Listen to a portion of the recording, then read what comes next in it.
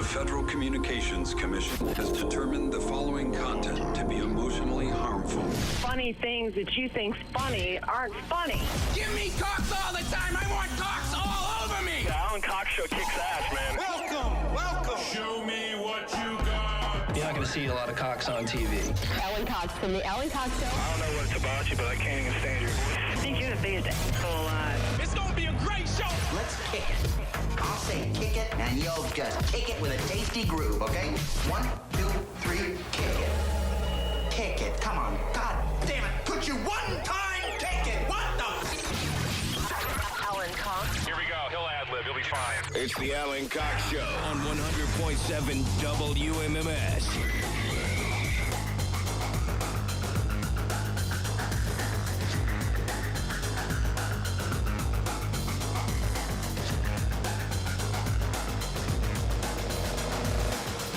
Hey-oh.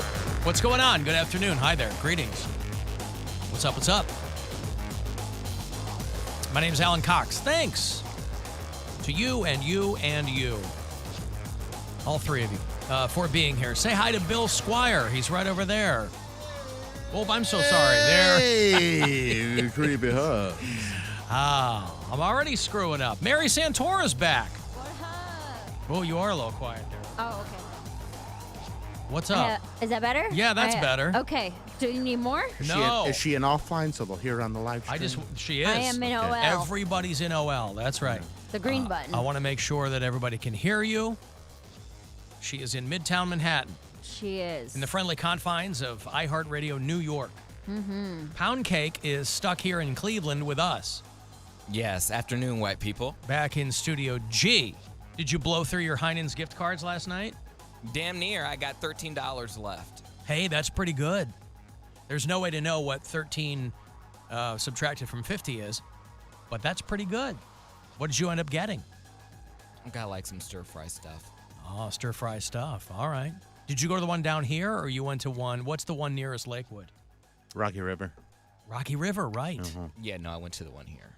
Oh, you went to the one down here? Yeah, because I like After it. the show last night? Yeah. Yeah.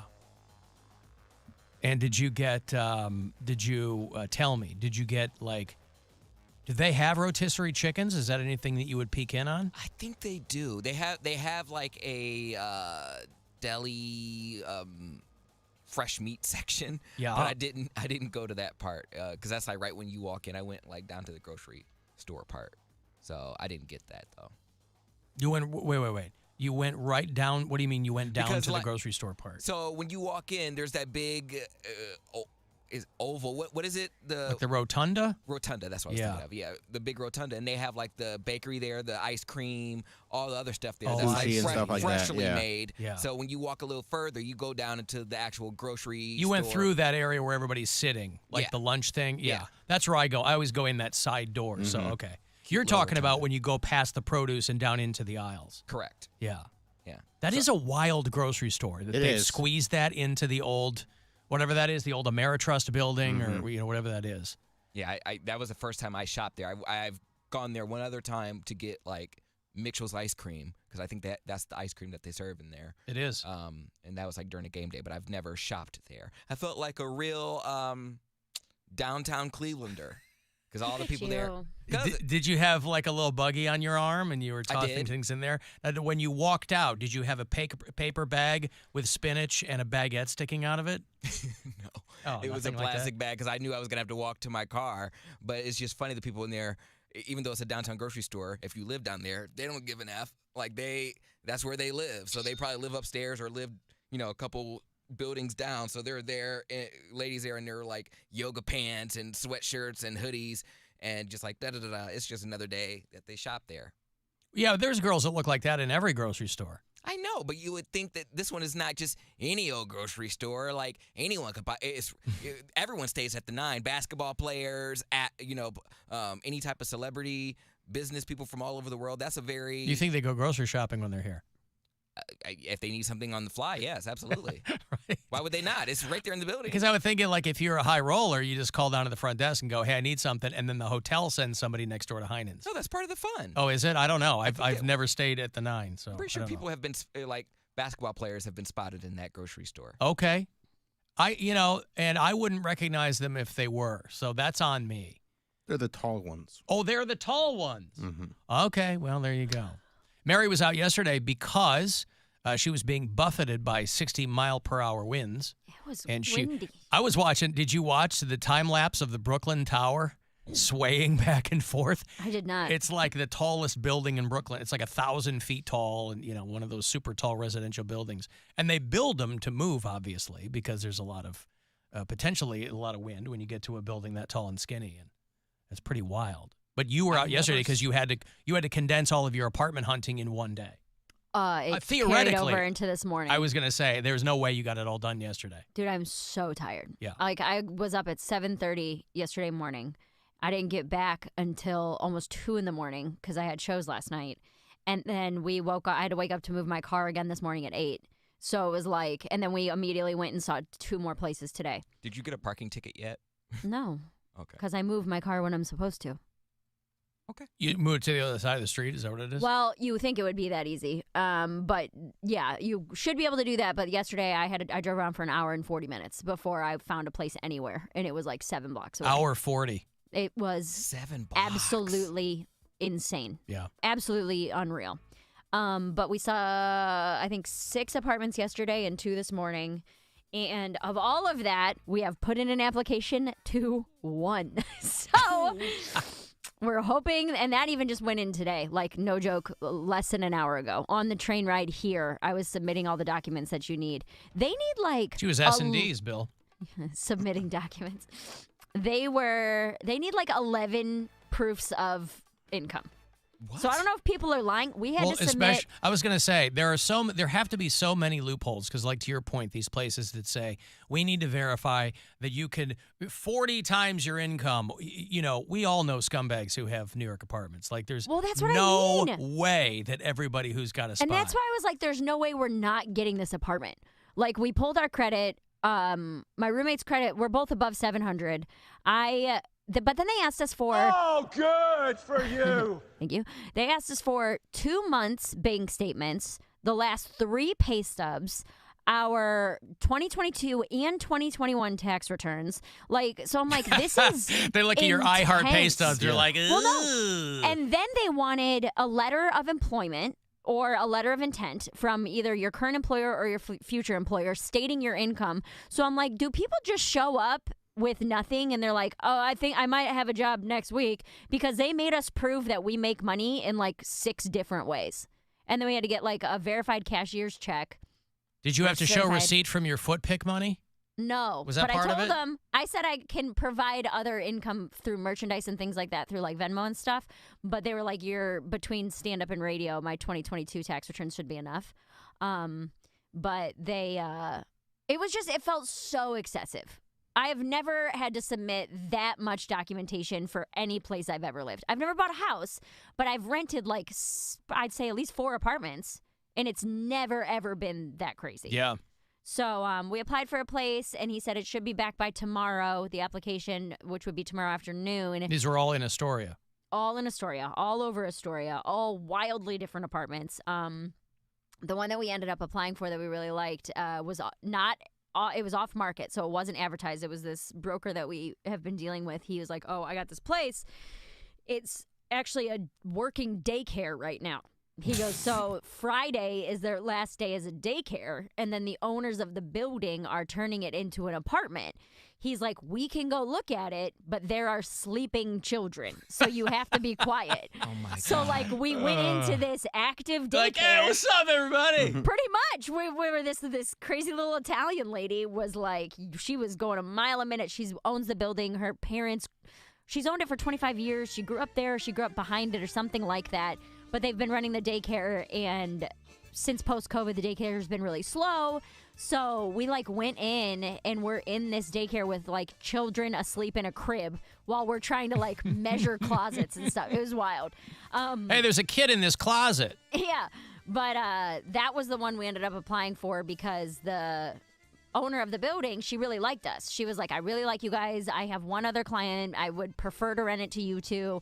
She was like, That goes a long way, by the way. Yeah. And she Whether was you're very buying good. a house from people or renting an Yeah, you apartment, usually write a if letter. they like you, Well, because she was like she's good looking, she's tight, she's tiny, but like big boobs, big butt. We couldn't tell if she had work done or if she was just like bona fide Italian, you know? And I was like, I think it really worked in our favor that we're like, not too young, we're not 22, you know, we're in our 30s, we're attractive girls. And she was like yucking it up with us and talking about shoes and jewelry and makeup and all this stuff. So we found hit some it off common with her. ground. Yeah, we hit it off with her. And like an hour after we left her place, the broker called us and was like, hey, I know you have to see two places, but Lisa loved you guys. Like, Did you she say, I just really- need a lot of closet space to store all my gabagool? Yeah, right. Well, she married a Greek dude, and when she sent her last name for us to make the security deposit out to, I thought her name was fake. Like, it is... Yeah, I'm Lauren DiGilio Smakadopoulos. It was... Hold on, let me see. Don't put her name out there. Oh. Well, the Greek name is fine. I don't know if I'm saying it right. Gorgakopoulos? Sure. Gorgakopoulos. Sure. There's too many. Kapopopoulos. Dude, it's so long. Like the And dad I was in like- Webster. I was like, that looks fake. That looks like someone was like, come up with a Greek name real quick, you know? But she really liked us. We really liked her. And the thing is, too, that they're completely gutting the place and repainting it and doing everything. Because right now... They'll remove the children first, I hope. Remove the children, remove the play places. The walls are covered in like lions and zebras and like crayons, things like that. So she's like, it's gonna look like a house, I swear. So we're kind of going in sight unseen, where we're like, we trust you. And she's like, yeah, my husband. How do you does guys feel about a construction. toddler motif? I'm like, you know what? At this point, we've seen so many places. Leave the kids. So I'll Queens, babysit them. So Queens seemed to be the most affordable out of all the boroughs. Like people are even. Queens is not necessarily the most affordable, but you get the most space. You get good space, and it's, especially Quiet. Astoria, like, it's neighborhoody, A lot of and families. it's close to, like, you can get into the city in a half an hour. Mm-hmm. Because a lot, like, part of Queens goes deep into the island. It's not that far. Whereas Queens is kind of like its own little, like, turn off. Astoria is Yeah. its like little area. Well, all the people but- who work in home lending are texting me and saying that post 2008 with the mortgage meltdown, they're like, all this kind of stuff is standard now. Well, and that I mean, was when the you other buy a thing- house, it's like a financial equivalent of a rectal exam anyway. So, Dude, well, that's what it was. I was like, this is insane. Like, because my roommate was nervous where she was like, I don't, like, what if we don't get approved? We only applied for one place. And I'm like, I cannot see a reality where we don't get approved. Like, with everything we've submitted, we have more than enough money in the bank to cover, because they're like, we need to see at least 6 months rent in both of your accounts. Like, because the broker was saying that a lot of people are worried about COVID, where they're like, you know, you're going to, if something were to happen and then you're just out of money for the month, Yeah, you know, gotta pay rent so. for the next 6 months without no Hopefully, we'll find out by tomorrow, and then we might have to sign the lease tomorrow because my roommate leaves Saturday at noon. wow. So Under the gun. Well, fingers yeah, crossed. all fingers crossed. Send up prayers, thoughts, whatever to the. Yeah, I to don't pray, the but I take your rental point. gods. Yeah, there you go. All right, good. I've got to take a break here. I have another $1,000 on the way for you. It's got your name on it, hopefully, courtesy of the Buzzard bookie. So 2:30 is that next keyword. If you want to get to me via text, 35192, and we'll be back after these. It's the Alan Cox Show. On our free iHeartRadio app and your favorite smart device. Just tell it to play the Alan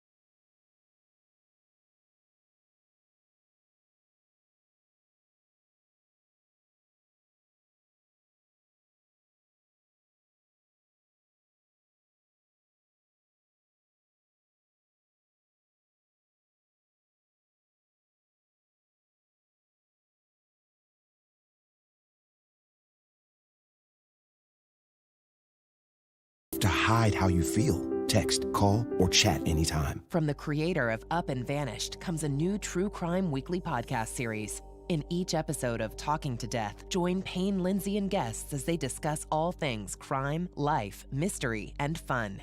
Are aliens real?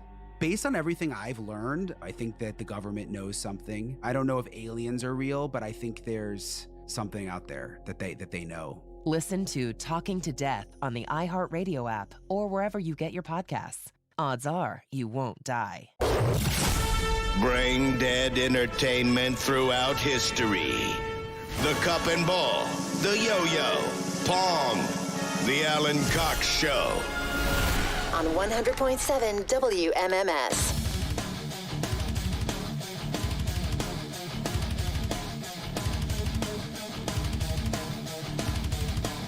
I got another $1,000 for here in about 5 or 6 minutes.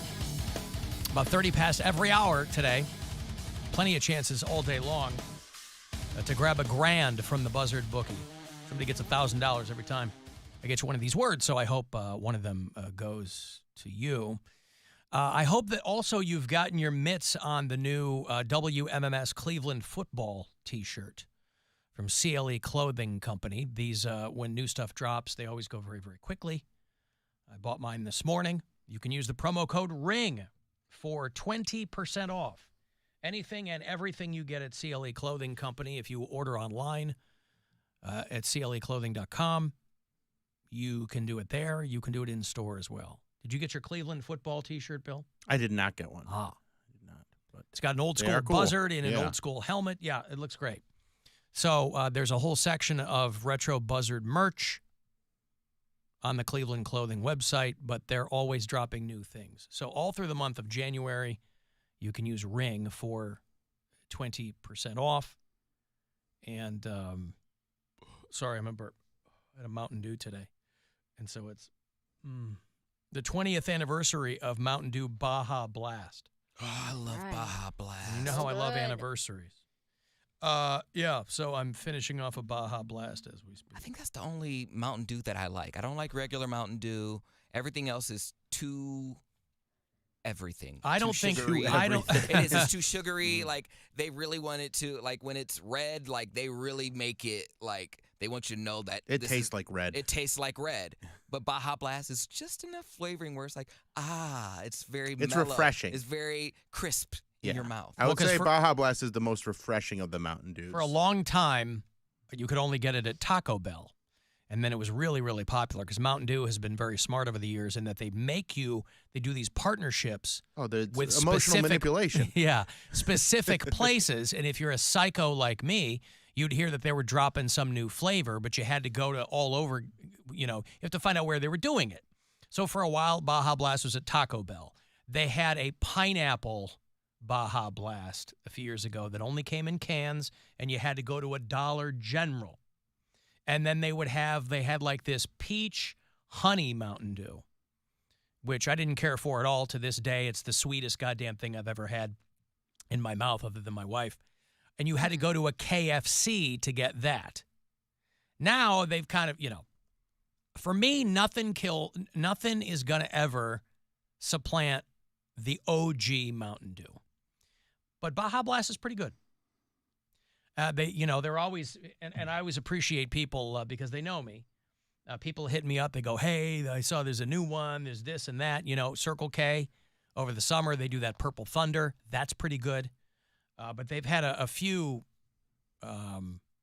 less than palatable flavors over the years. They do one near Halloween called Voodoo that just tastes like they took a bunch of melted orange popsicles and put them into a bottle. That Christmas fruitcake one is like, it's like Code Red with cinnamon in it. So it's too much. Yeah. What are the 25-cent pop choices? At iHeart regular New York. Pepsi. Yeah, our vending machine has regular Pepsi, Diet Pepsi, Fanta Orange. Fanta, yeah. Seagram's Black Cherry. What? There's no, I can't find. Ginger ale? No, there's no like LaCroix or bubbly out here. All of your soda water options. Okay, let me not say in all of New York. In the grocery stores I've been to, the soda water options are all Seagram's brand. So I don't know if they got a chokehold on the market out there. Or if it's like local, I have no idea. Or if they have a specific, the grocery stores I've been going to are called Trade Fair. So I don't know if that's what they have just at this specific one that I've been going to or what. But they have a black cherry one in the vending machine here. And then like one other thing that I don't remember what it is. Maybe it's like a Sprite or something. Whatever. That would make sense, yeah. Pepsi 7-Up or Sprite is. You got to get into a Dwayne Reed. They're going to have all your bubblies. What do they got? What do they call the Starry? It's Starry now for the Pepsi brand. Yeah. Ugh. I haven't had it. That's what took over Sierra Mist? Yeah. There is a Seagram's bubble water flavor called raspberry lime. And the girl I'm staying with had it, and I probably drank, I am not exaggerating when I say I drank 8 of them in the first 24 hours that I was here. Because I was like, what is this flavor? It's so good. It tastes so familiar. It's like, I'm in love with it. And it was, it tastes like a white gummy bear shot. That was like, when I connected that, because that used to be my favorite shot of all time was white gummy bear, because it was raspberry vodka, lime juice, citrus vodka, and Sprite. So I'm like, oh, that's exactly what this bubble water tastes like. But I kept drinking them. I'm like, man, this tastes so familiar. This is like the best bubble water I've ever had. And I was like, you alcoholic. Like, a white gummy bear shot. I've never even heard of that. Oh, they're so good. They're like candy. I know food. that They're so because good. of Mary. Yeah. I was going to say, you got to be blackout to unlock that level. No, it's just like a It's just an fruity, girly easy shot. girly shot. Yeah. It's flavored get 'em vodka, at lime juice, and Sprite. We get them all the time at what's the one over there? Richland, yeah. How are things going with your just getting along with her? I know you guys didn't spend too much time together. But Oh, my new roommate? Your future roommate. She's good. It's so funny because so she's been very particular and very Midwest about, coming from owning a 4-bedroom home in Indianapolis. Is she from Indianapolis? She's from a small town in Indiana. Okay, she's from Indiana. Yeah, we have very similar upbringings. We're both, in that white trash, poor people. On the spectrum. That worked your way up, yeah. Yeah. So she was dead set on brand new kitchen, brand new bathroom, everything renovated, washer dryer in unit. And like I said, we started seeing things at 8 a.m. yesterday. It took her 2 apartments before she completely abandoned that. She wanted to be 3-minute walk from a train. And when I showed her, hey, this is the singular apartment that has washer dryer in unit, is less than a 10-minute walk from a train, and is newly updated, and it was less than 600 square feet. She's like, well, the living room doesn't fit the couch and this. I said, well, if you want all these amenities, this is the size. You're not going to get all of your boxes checked. Right. So after the second apartment, she abandoned laundry in the unit because we saw 2 with laundry in unit, and they are tiny. They're small, man, if you want all that brand new stuff. And, of course, I know this because I've been seeing apartments for a week. So she abandoned laundry in unit. She's like, fine, I'll go to a laundromat. And then we saw 2 more apartments that are, again, in that $3,500 range that were newly updated, newly this, laundry in the basement, not in the apartment. That's not that bad. But still for $3,500. And then I was like, I have 2 more scheduled that don't have any of it. So then we saw the place that had no laundry, where you could go to a laundromat on the corner. She didn't know that they had drop-off service, that you can drop it off. They do it for you. Fluff and fold, baby. Mm-hmm. Yeah, and it's $10 for the first 7 pounds, and then it's 40 cents a pound after that. So if you're doing it once a week, you're not going to have 80 pounds of laundry or anything. That's what Poundcake charges. 80 cents a pound, 40 cents a pound. So after the 3rd or 4th apartment, she abandoned laundry altogether when she saw how small the places were to check every box. So the place we ended up going with is one of the biggest, the only one that had a separate dining room and no laundry for $2,800. So it took her seeing 4 or 5 apartments before she realized, oh, I have insanely unrealistic expectations for well, what at we're least gonna she see got out there. here. But she did get there. Buy her some Woolite. She can do her laundry in the sink.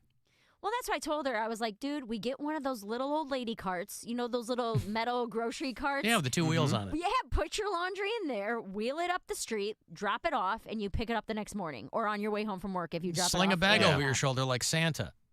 I was like, and then you don't have to do anything. Because if we're on a fifth floor walk up with laundry in the basement, you're walking just as far to do it yourself, And I wonder if there's a place like that around here that I can go to, because, I'll do my laundry and I have laundry in the basement, but I don't mind treating myself. Well, and if it's cheap, dude. I was like, I don't know how many pounds of laundry I have. I've never had to weigh it, But I can't imagine it's more than 10 pounds of laundry a week. You know? It might be with, like, hoodies and stuff. But, yeah, she came around pretty quick on what she thought we were going to be able to get. Well, so that's kind of good, though. She had to come see it for herself. Yeah. And I she agree. came in I person. don't hold that against her. I just wish she would have listened to me last week, because then I would have saved myself 15 apartments, because she turned down every single one. Every single one, yeah. Via FaceTime. Yeah. And that's when I called it quits on like Saturday of last week, when I was like, you know what? We're going to wait. Yeah. We're going to wait until you can see this in person. But yeah, the one we went with is definitely, the layout's a little weird, but the living space is the biggest. The bedrooms are pretty huge. And then, but it doesn't have any amenities. It doesn't have laundry. It doesn't have parking. It doesn't have anything like that. I've got $1,000 here. Whatever your life requires a little bit of extra money, this might do it. It's courtesy of the Buzzard Bookie, so I hope you win. Good luck. This is your chance to bet with the Buzzard Bookie and win $1,000 now. Enter this nationwide keyword at WMMS.com. Pay. That's pay. Enter it now at WMMS.com. You can leave us messages if you listen to the show on the iHeartRadio app. People use the talkback button there to get us quick messages there. You can also leave them on the after hours line, voicemails. 216-986-8903. Alan, Trucker John, King of I-71. Alan, Trucker John, King of I-71. Listening to the podcast, the highlight of my night.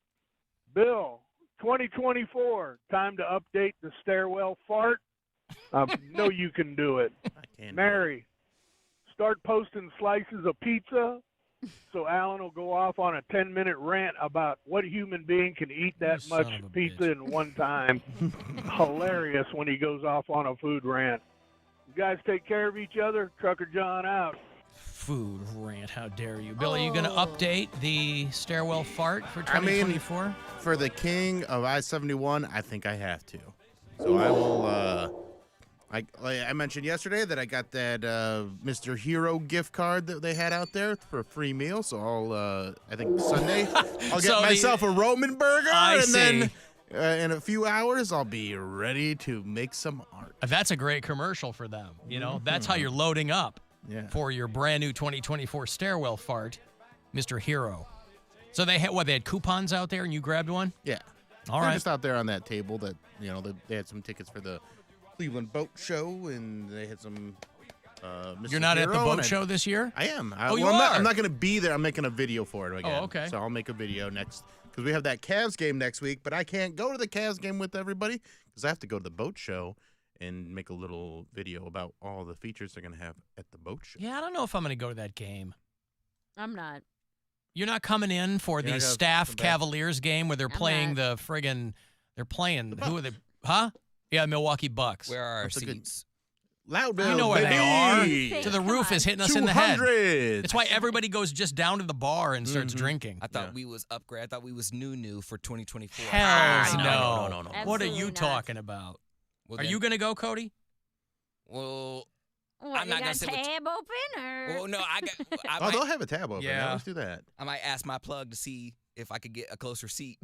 Yeah, see, Poundcake has got a better hookup than we do with our company. That's your fault. It's not my That's fault. y'all's fault. I'm not running the company. If little old me can do it, y'all can do it. Y'all just don't No, wanna. you actually know somebody. We're all we are is the FM flagship station for the Cavaliers. Why should we get good tickets?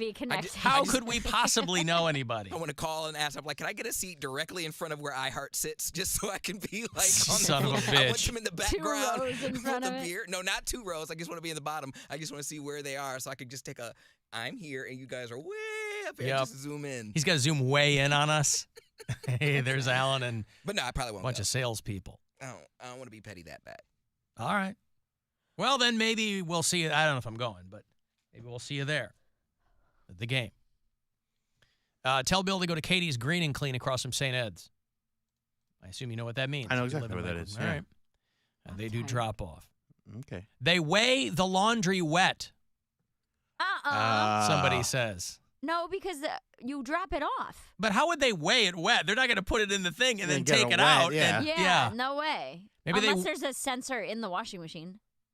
Maybe they weigh it in between washing and drying. It'll be There's so no much way. money. But it would also be a insane. ripoff, Yeah. too. And a mess. Yeah. What scale do you have? That you have to get a waterproof scale that you can Well, pile scales up are all this get a laundry metal, on? get like an old school metal scale and just throw it No, in there. I don't think so. Like when the medical examiner's weighing someone's internal organs. You Yeah. just throw the laundry in there Yeah. and do it that way. So that's going to be new, having to take it to a laundromat. But Well, the best case for the drop off is you're not sitting there waiting for it. yes. Because it's the waiting that is literally so much wasted time. Because you have to make sure that nobody Steals Taking your it. stuff, yeah. well, not even steals it, just throws it on a table or something because they got to Yeah. get theirs in there because it's battle conditions. You know, it's like when yours is done, boy, if you Well- wait more than 2 seconds to get it in there, somebody's all- taking. It's like living in an apartment building. You go downstairs and all of your clothes are wet and on top of the Dude, dryer. I've been there. Because we all have. I mean, because somebody else happened to be down there or they waited 35 seconds for you and you well, weren't there. that's the apartment buildings we saw that had coin laundry. It was like $250 to wash, $275 to dry. So I'm like, you're paying $6. It's so or ghetto, dude. well, but you're or $5.25 a load anyway. You might as well pay the extra $5 and have someone else do all of it. I you like know? how but they value drying more than washing. Well, yeah. They're 'Cause like- your clothes will be clean, but figure it out. You know? Yeah. Yeah, they got you then. I hate it when it's I mean, like they got you. I hate it when it's like an odd number or like just a number that doesn't go with the washer because if it's $2 to wash and then it's like $2.38. Yeah, you know, and then they'll do it like that. So you got to reload your card so it's not an even number, even if you want to do like an even number of washes. I'm like, oh my god, you guys are like They're scammers. penny pinching, man. Yeah. At least you got the card. We used to have to go to the bank and get rolls of quarters. Well, no, mine is an app. So I put this just Even happened to me. better. Yeah. The last time I washed, this happened to me. I put all my clothes in, and then normally it's never a problem. Like you just press, wash, and then it'll go. It takes the money out of your account. But this time it wouldn't go, and it kept saying like add. So I'm thinking it's saying the washer said add. I'm saying add more He keeps clothes. adding clothes. Yeah. So I was like add more clothes. I'm like what? What is going on? It's only $2, but. And then it made me take another $2 out because it made it a super load automatically. So it was a super you kept load. adding stuff. So I was. Oh, that's a big load. But like it wouldn't stop. So I was like, I can't take my clothes out now. I'm like, ugh. It just annoyed me. Yeah, I'm gonna let this nice lady on the corner. You go ahead and fold my The clothes. nice lady on the corner. You go ahead. You're a professional. What if you get it back minus all of your panties? I was gonna say From someone's this old sniffing them. Chinese lady? Yeah, you want don't my know. panties? You don't know what they're doing. Maybe. How do you think they Who end up in knows? those vending machines in Japan? Japan. Yeah. Someone. Just gonna send them home. Who knows? I wonder if there's a person that does that. Like, are there professional? That's so funny. Are there professional panty models where their likeness can go inside a vending machine? What? Like over there in China or Japan, wherever they sell panties in the vending machines, like does someone get paid to wear those? I think you sell them to the vending machine, I think. But that's what I'm Probably, saying. yeah. Is, are there certain models that it's their job to wear these panties to sell in vending machines? No, I think that the vending machines take brand new underwear, put them in there, and tell people that they've been worn. No. Of course, able to who cares? tell. I You're only can't gonna, believe it. but you're only gonna know after you've paid the machine. I guess that's true too. But you can sue for false advertising. Or So knock you're gonna it sue over. a vending machine. You can sue it's owned by a company, like people who are selling these expensive, like the airport vending machines that have like $70 Kylie Jenner lip Yeah, kits and stuff good like luck with that. You know how well that goes. Hey, I bought this pair of panties out of a vending machine, and they don't smell like they've been worn. I'd like to file suit. Dude, that's crazy. I guess you could. And they've got like fart spray. I imagine they can make vag spray. It's manufactured Right. panties. Yeah. Oh, God. I don't know. This doesn't smell organic. This smells manufactured. And They take I a don't Gwyneth care for Paltrow it. candle.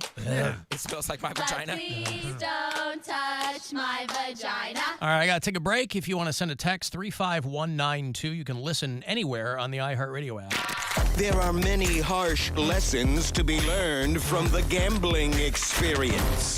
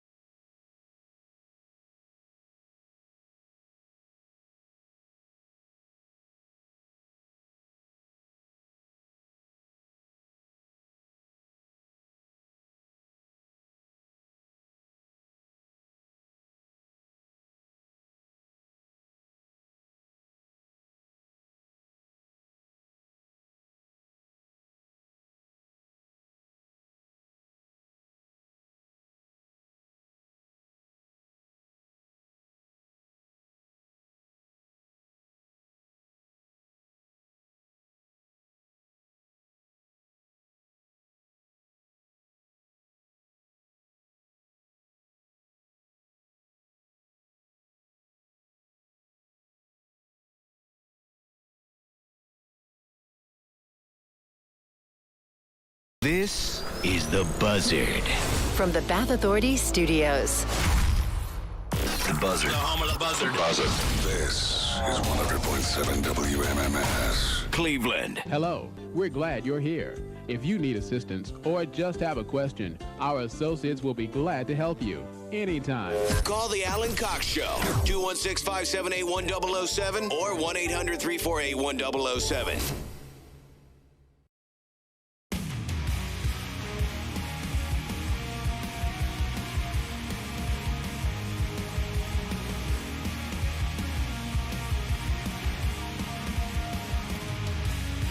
Three 35192. Want to send me a text. AlanCoxShow.com. If you need to hit me up, you can also watch live. A thank you to Perry Wankdoll for helping out on the live stream today. Somewhere remote, parts unknown. Cavaliers are playing as we speak in Paris. They're playing the Brooklyn Nets. Have you taken a look at the score, by the way? Last I saw, the quarter had just ended and the Cavs were winning. Yeah, 45-26. Hey. Right now, about halfway through, about 6 minutes away from halftime. Like that. There you go. What was the big commotion last night after we were leaving? Is there something? Disney on Ice. I thought that was tonight. I think it's 2 nights. Okay. I don't know if it's tonight too, but I know it was last night. That makes sense because there was someone selling a bunch of like a glowy stuff. Yeah, glow sticks and yeah. stuff. I'm like, bro, I cannot. Whenever I can't turn left or right out of this parking deck, I'm like, Romo Fijo is doing a damn show. Popping. Mm-hmm. Yep, Disney on Ice. It is tonight as well. And it's Saturday. So it's last night, tonight, if this is correct, last night, tonight, and Saturday. It's not tomorrow? It doesn't say January 12th. It says the 10th, the 11th, and the 13th. Interesting. Yeah. I wonder if there's a Monsters game tomorrow. And Maybe. These people just took a day off. They're like, I cannot be Elsa tonight. These bitches oh, are no, getting I'm on my sorry. nerves. It must have, the first thing I saw, it's the 10th through the 14th. 10th through the 14th, okay. Right. So it's last night, tonight, Friday, Saturday, and then the matinee on Sunday. 4 days in a row. So be advised if you're coming downtown this weekend for anything else, Disney on Ice, Magic in the Stars. I'm so happy my daughter doesn't care about that stuff. You lucked out. I mean, listen, if she did, I would take her. You know, they went to see a few weeks back. They went to see Frozen live at the Detroit Opera House. So it was Gwen and our daughter and my in-laws. And I couldn't go because my older daughter had a concert at Michigan State. So I was going to that, and they were going to see Frozen live. And they had a good time, but, like, my wife and I hate musicals. My daughter, I think, has seen Frozen once, but she was just kind of there for the experience. But we're not getting dragged to all that kind of stuff, and I could not be happier. I remember when I went to the, what is it called? The something of lights?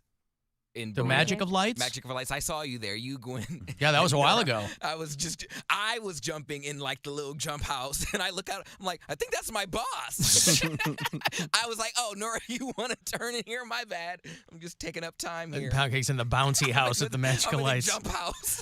I'm like, that's your Gunkle Poundcake right there, jumping around with his friends. I was like, my bad. Even the kids come second to the gays. Mm. So, I mentioned that this weekend, the Oscar Mayer Wienermobile is making stops throughout Northeast Ohio. It's going to be in North Ridgeville. I think it's going to be in North Olmsted. It's going to be in a handful of places.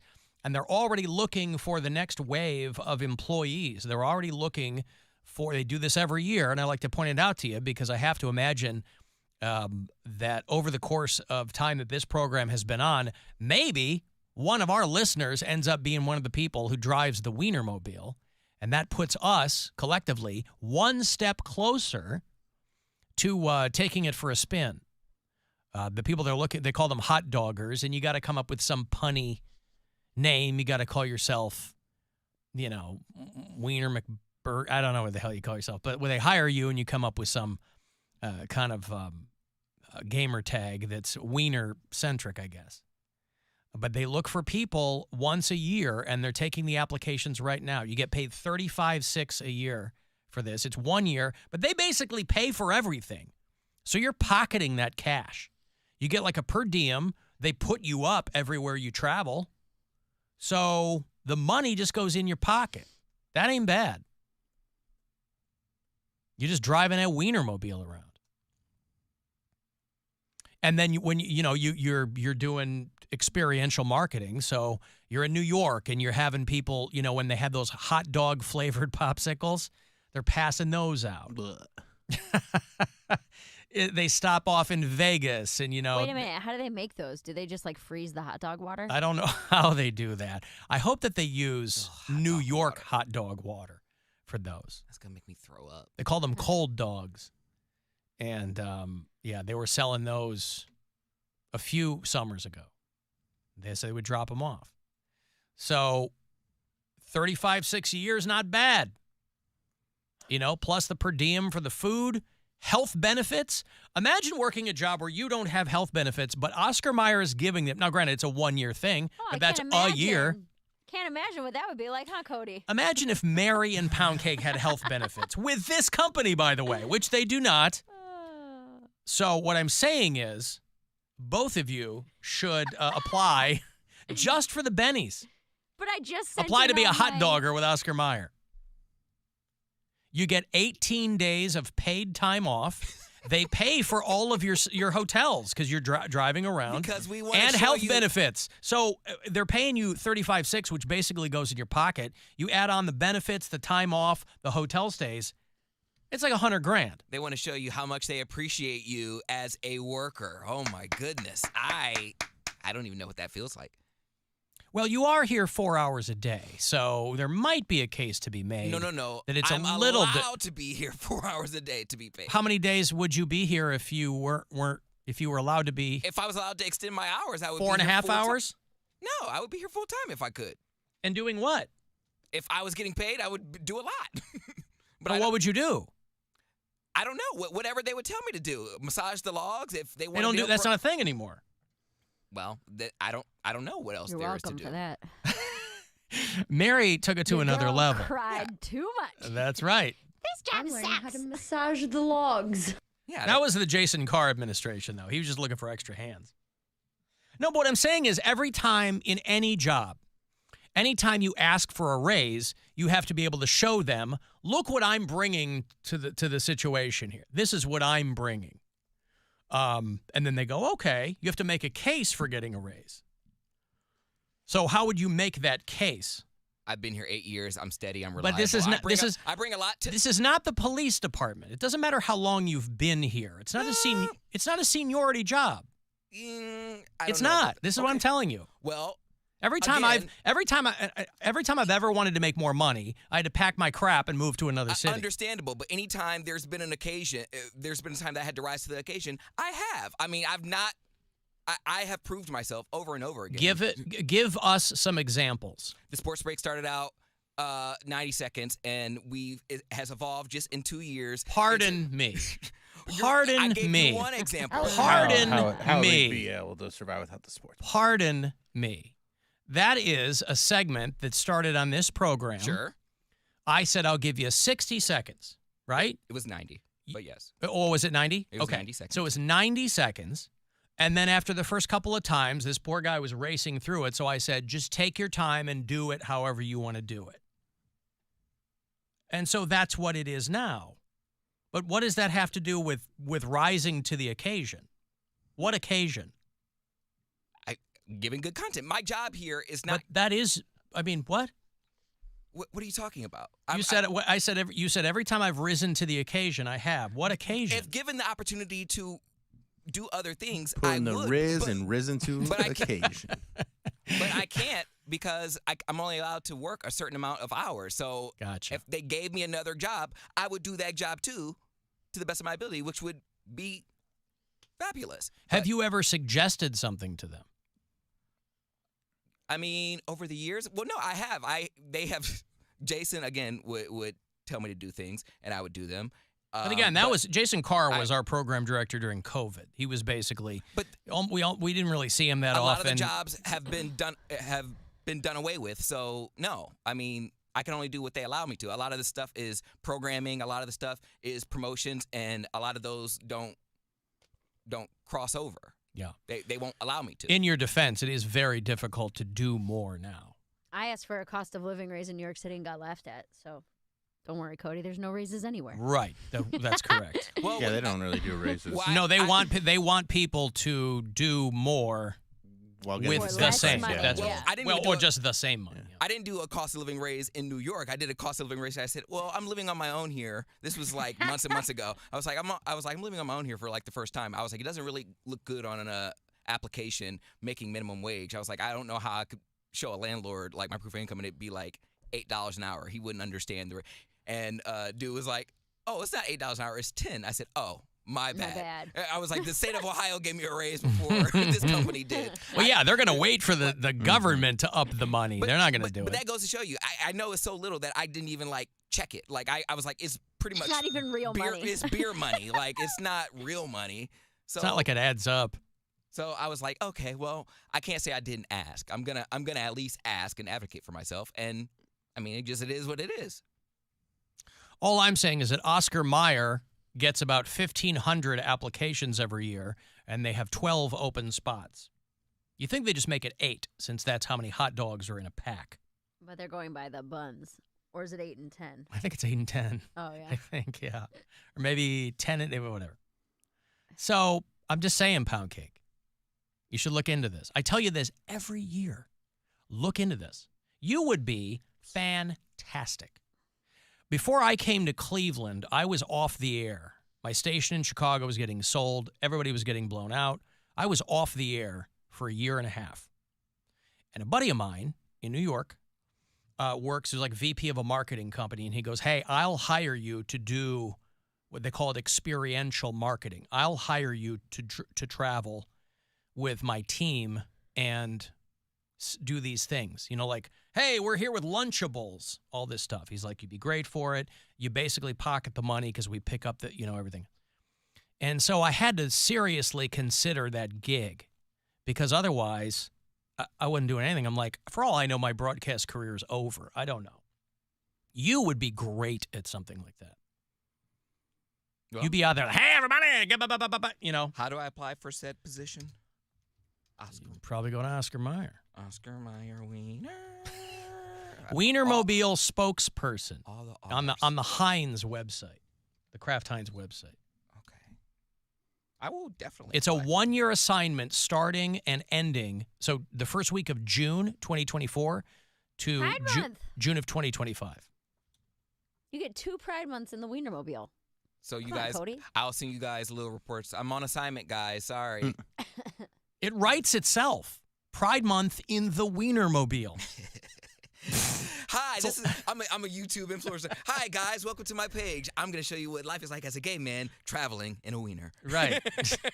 Cross country in my Wienermobile. Stay tuned for the next episode. Yep. Let's find out what this wiener is going to be dipped in when we go to the Grand Canyon. Usually the wieners are in other things. This time I'm in the wiener. Up is down, down is up, dogs and cats living together. It's a biggin. Being the face of a multi-billion-dollar brand while acting as our trusted boots on the ground. This is what they want. There's a 2-week onboarding and job training session. Opportunities and connections with Kraft Heinz and hundreds of successful alumni. Like how they call the former Wienermobile drivers alumni. What are they asking? Why are they asking you to download? Do I mail this in or is this done online? No, everything's done online now. But it's like download. What are they asking me to download, Pagan? Now they have a list of must-haves. Are you looking at that? Bachelor's degree. Okay, I have that. You have that. Excellent communication and interpersonal skills. I think you have that. I do have that. Outgoing, friendly, and passionate personality. Yeah. Bilingual candidates are encouraged to apply. You don't even speak English. I speak real talk and facts, so yes. That's perfect. He's trilingual. Yeah, that's right. He's like, sir, I am fluent in RT and F, all right? Thank you. ASL, you can suck it. Real talk and facts. I forgot about ASL. I don't speak ASL. I know ASL. Must be able to work major holidays. And I have nothing to live for. Go ahead.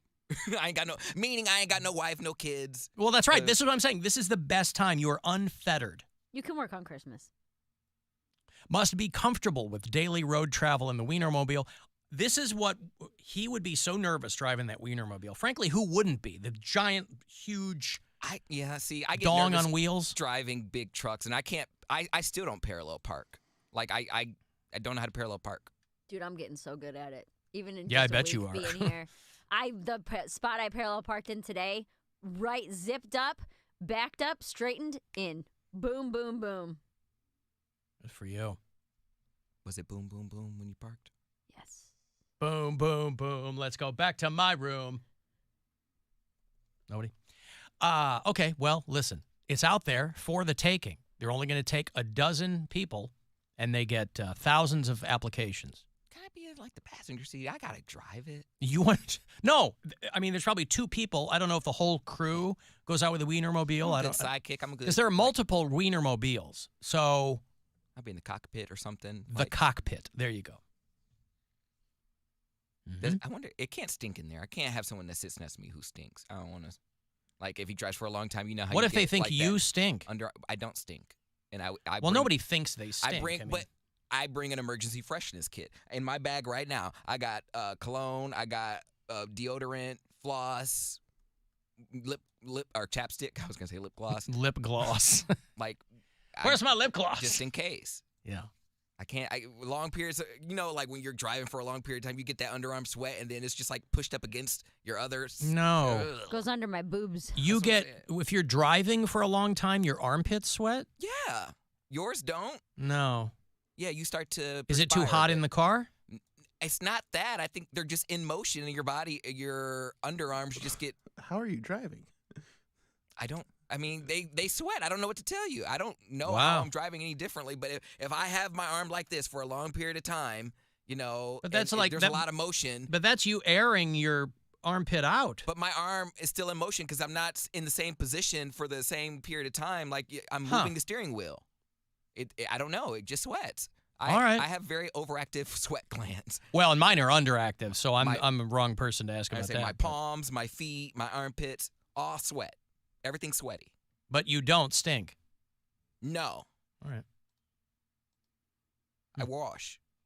You wash? I wash. Wash. Or wash. Yeah. All right. I'm just saying that the world is, it's still currently your oyster. You know? I mean, you're not 21, but... I'm 31. Right. 10 years. But you're not 52. 10 hot dogs, 8 buns is what I'm being told. All right. Mike in Parma wants to know what would be on your wiener playlist. Mine? Yeah. You're clearly going to be able to play whatever music you want in the thing. Peacock by Katy Perry. Yep. Who Let the Dogs Out. Mm-hmm. Let me see. Snoop Dogg. It's digging a dog. I don't know. I was having my pre-show dump, by the way, in the bathroom here. Gross. And somebody comes in.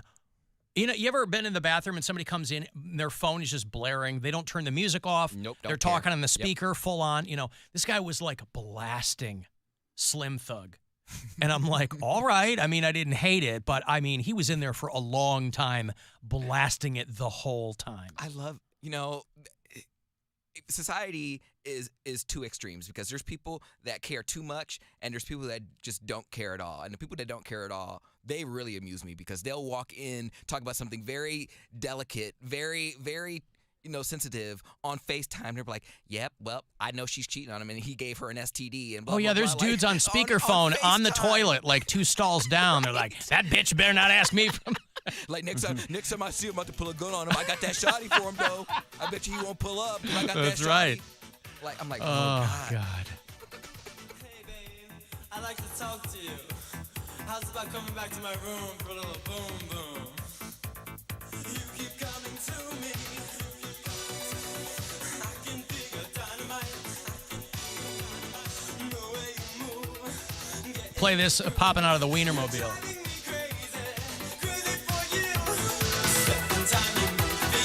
I got a break. I'll have another $1,000 for you at 3:30. If you want to go see the band Say Anything, I got tickets for you after the break, too.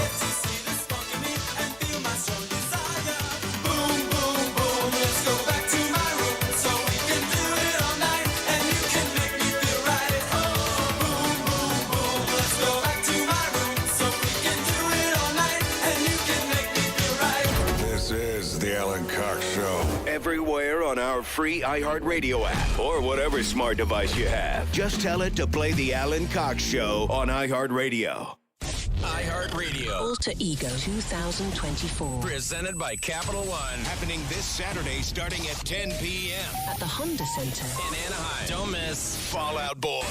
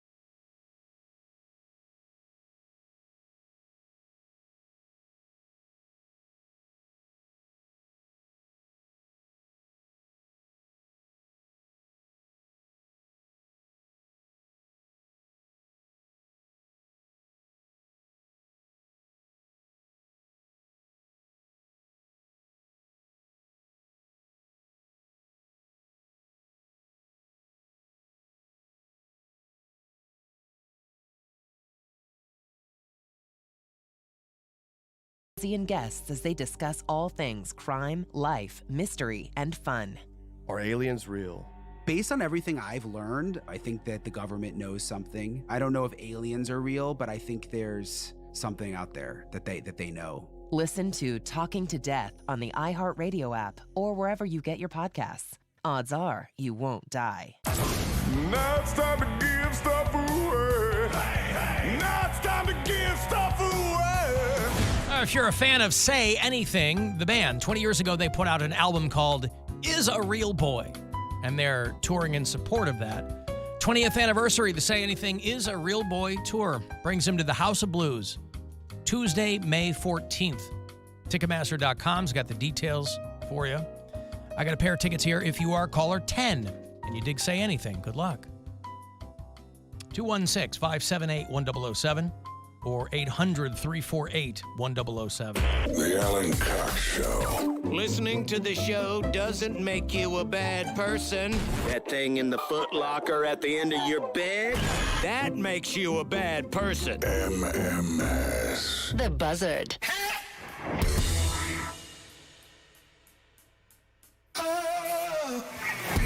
Generals gathered in their masses. Just like witches said black masses. Evil minds that plan destruction. Sorcerer of death's construction. In the fields, the bodies burning. As the war machine keeps turning. Death and hatred to mankind. We played this last spring because everybody was creaming their jeans over it, I think for good reason. T-Pain, I guess, was tired of people suggesting he couldn't sing and needed... He's an incredible singer. Yeah, very, very good singer. About a year ago, he did an album of covers. It's called On Top of the Covers. And he did some Sam Cooke. He did Journey on there. It was a lot of R&B, but he closed it with Black Sabbath, War Pigs, and everybody was like, that's a really, really good version. We played it last spring for a little bit, and Ozzy Osbourne has said he was bummed out that T-Pain didn't call him. He said that T-Pain's cover of War Pigs is the best one he's ever heard. And, of course, T-Pain couldn't be happier at that. But he's like, why didn't you guys call me? T-Pain, whose real name is Fahim Rashid Najim, actually has a really good voice.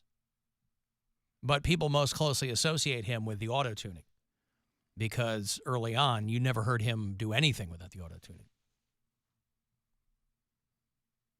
And so mixed in with the Journey and the Sam Cooke and the Frank Sinatra was Black Sabbath's War Pigs. And that was the one that everybody paid attention to because it was so kind of, counterintuitive to what people thought that he would be into. Far and away, that was the song on that album that got the most streams.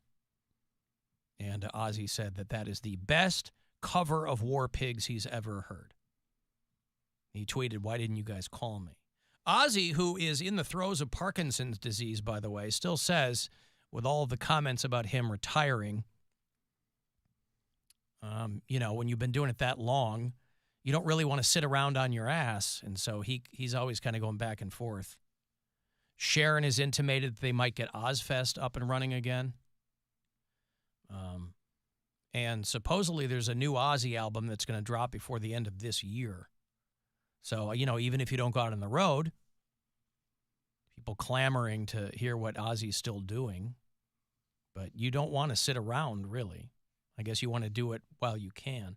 And some days are probably better than others. There's probably full-on days where he's like, I don't ever want to go out on the road again. And then other days you probably feel okay. And you're like, well, maybe so. Who knows? But the vote of confidence, again, a year after the album came out, I don't know if Ozzy had never heard it before.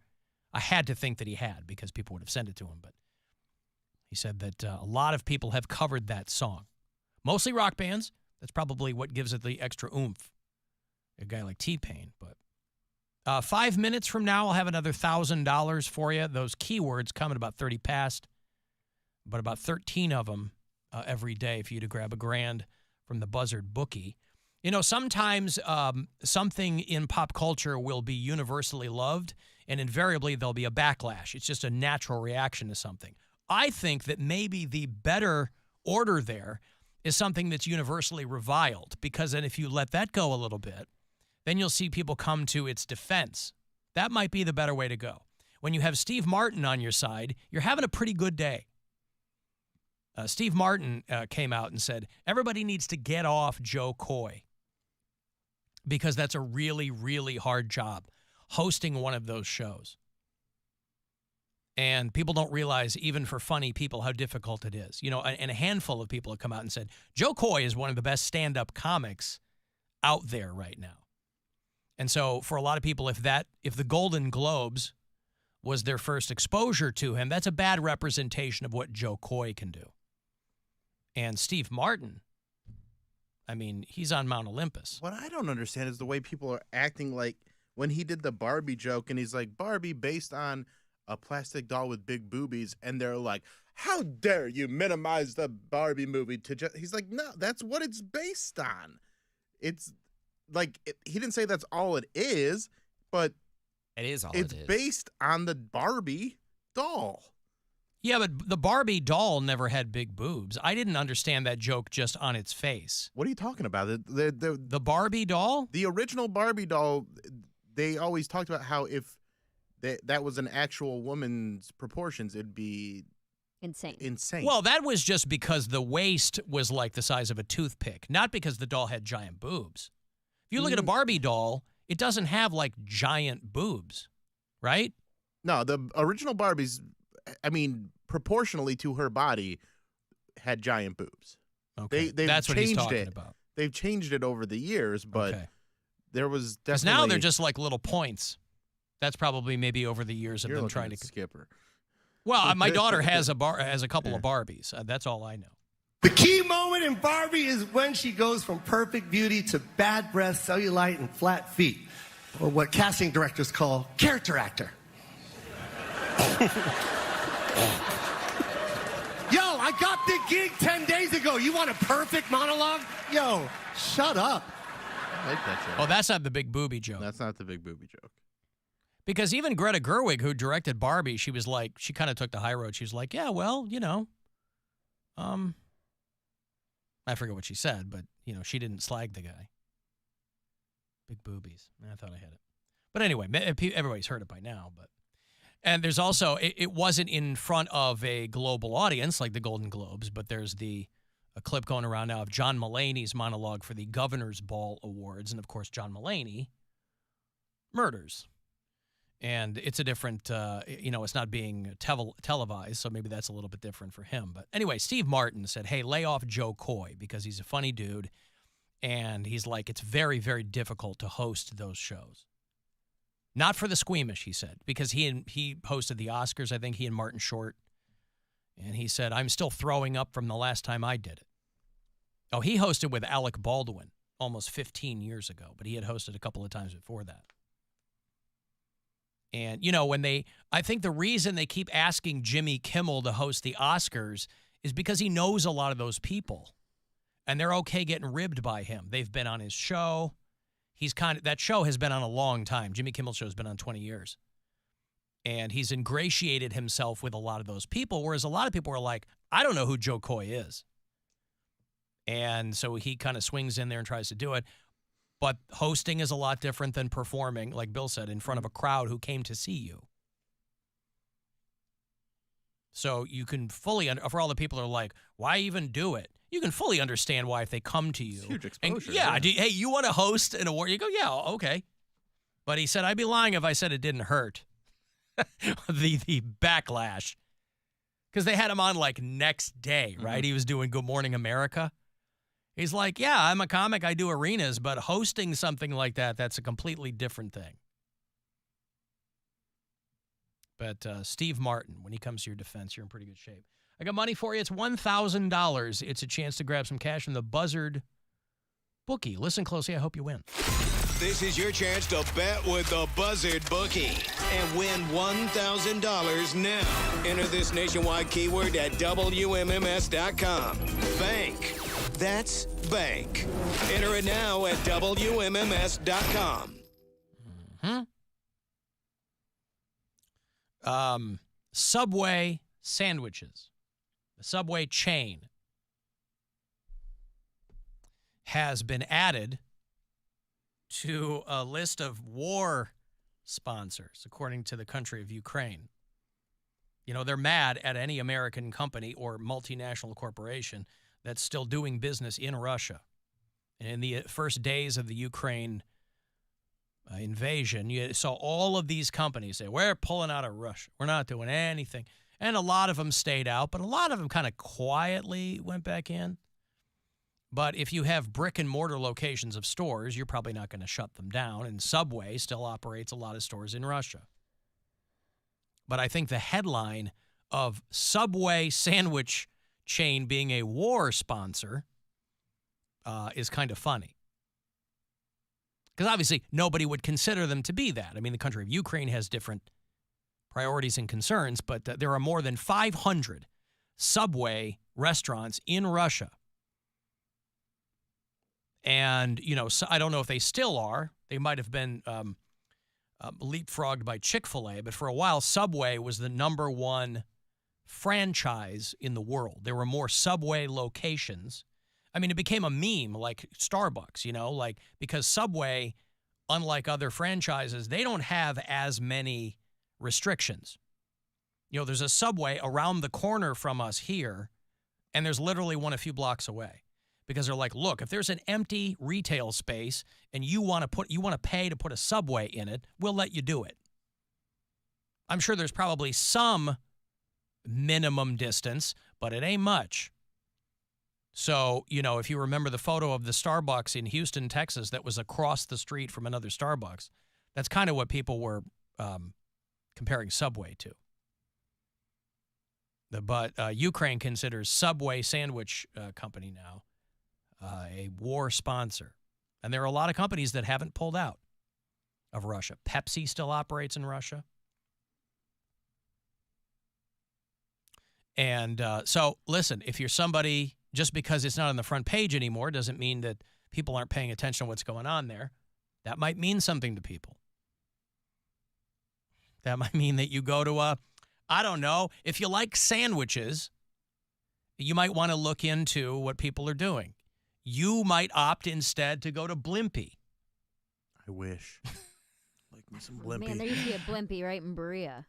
There's still one in Ohio City, I think.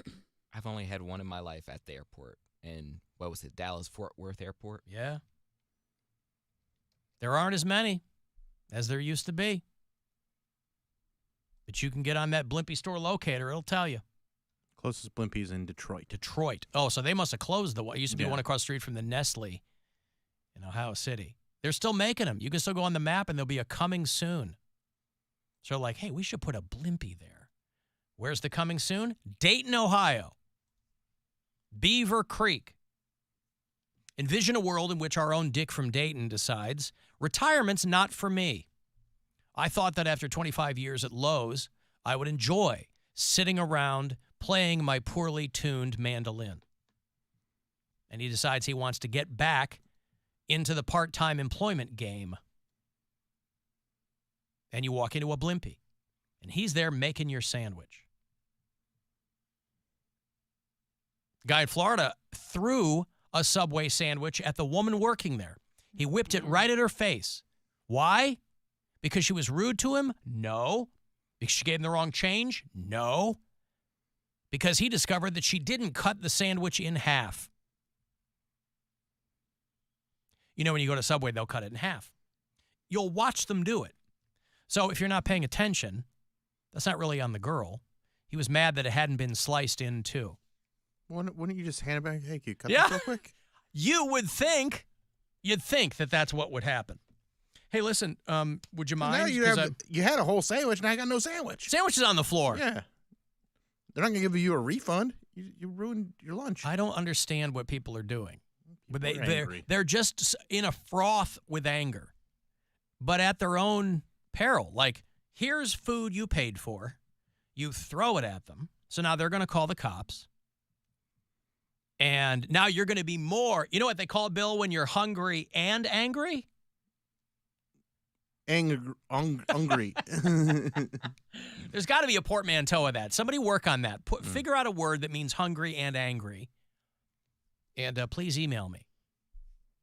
So they call the cops. The guy walks, and they find him. Because the girl, he threw the sandwich at her face. She took a picture of his license plate. Yeah, it's assault. He split on foot. No, I don't think that the sandwich was seasoned yet. I mean, if it was done, it probably was. And so they put him in jail over a Subway sandwich. Maybe he was mad because he considered her a war criminal. After Doesn't that sound article, like that. You don't think no, so? It sounds like he's got his own thing, and he's just upset. And Guy also, like that, just- you think just he'd have his hand own it back knife. and go, hey, just cut this real quick, if you don't mind. Right. You forgot to cut it. Yes, please do that. Throwing it back. Jeez. Mm. Psychos. And you got to say, over the long haul for Subway, as far as PR goes, is that better or worse than Jared? Is being put on Ukraine's war profiteer list, is that better or worse? Everything beats pedophilia. Yeah.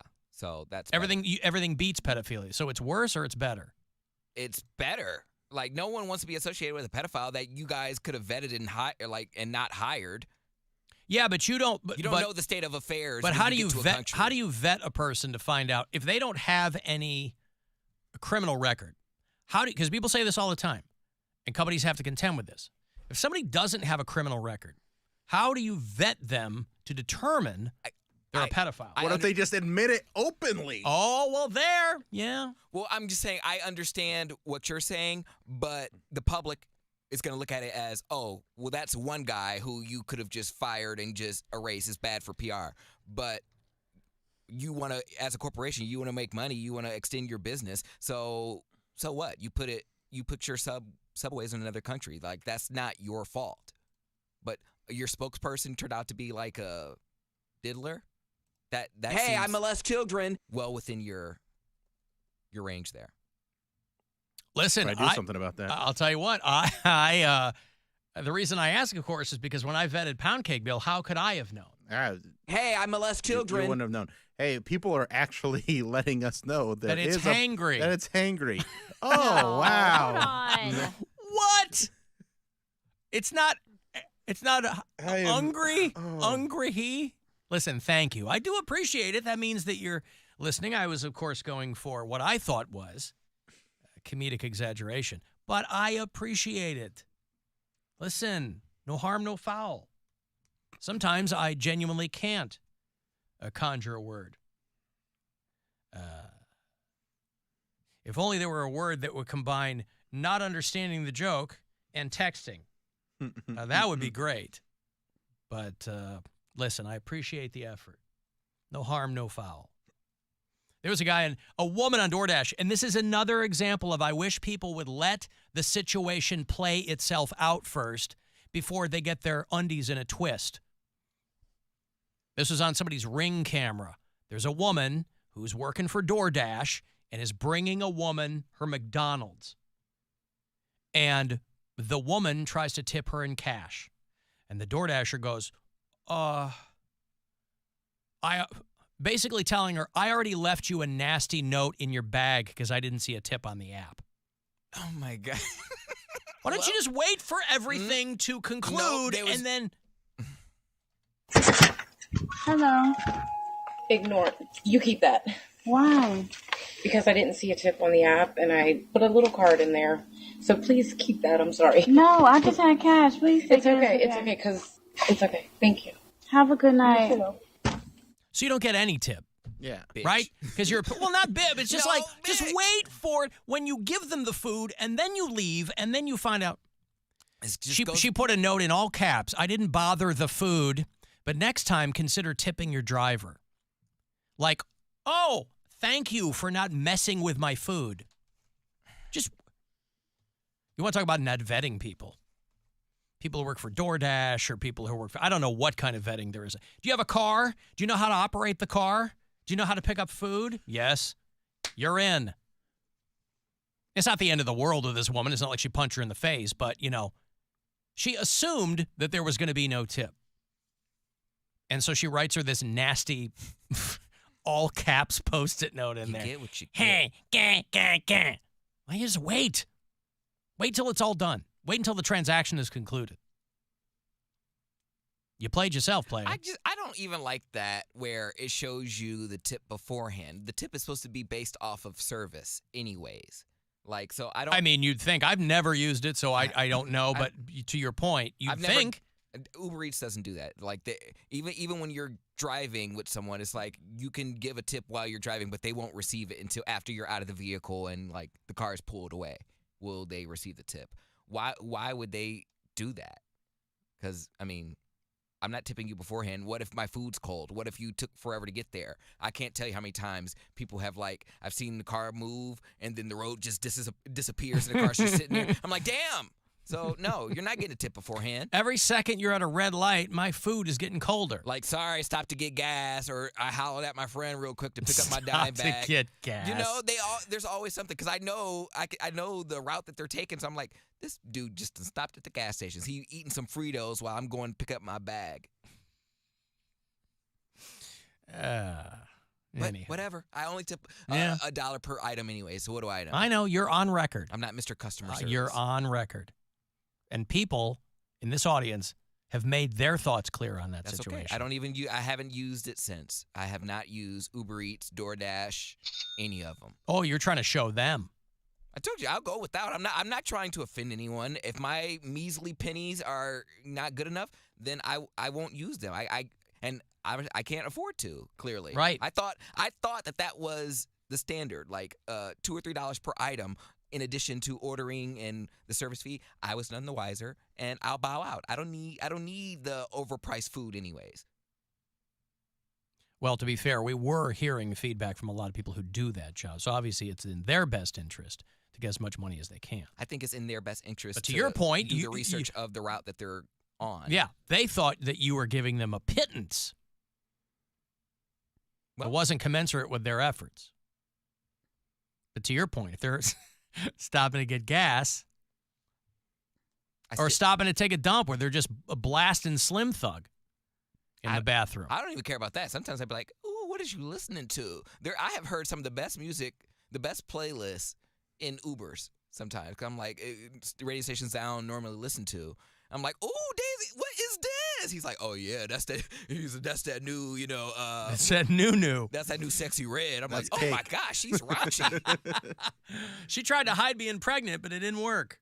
Like, she's like, I love them hoes. I'm like, oh, my gosh, you is beating. You should play that when you're driving in, see if they give you the head nod. I do play it. All right. Well, I didn't have a car I was taking a lot of Uber trips the last month and a half. He's walking in. He's got an old school boombox on his shoulder. No, I got a Walkman. Oh, I want an old school Walkman. I got a head nod again today. What were you playing? Cody and Cambria. I think it was just a polite one, though. I don't think it was music-based. Wasn't music-centric? Yeah. Okay. I think it actually might have been more for the car. Like, hey. Yeah, right? Get a lot of nods with that ride. Since you got your car and you think you're so cool. Mm-hmm. Is that a 6-cylinder? Is there a V8? Tell me what that means. It means one has 6 cylinders and the other And one one has is a 8 vegetable cylinders. juice. You bitch. That's Damn, I could have had a V8.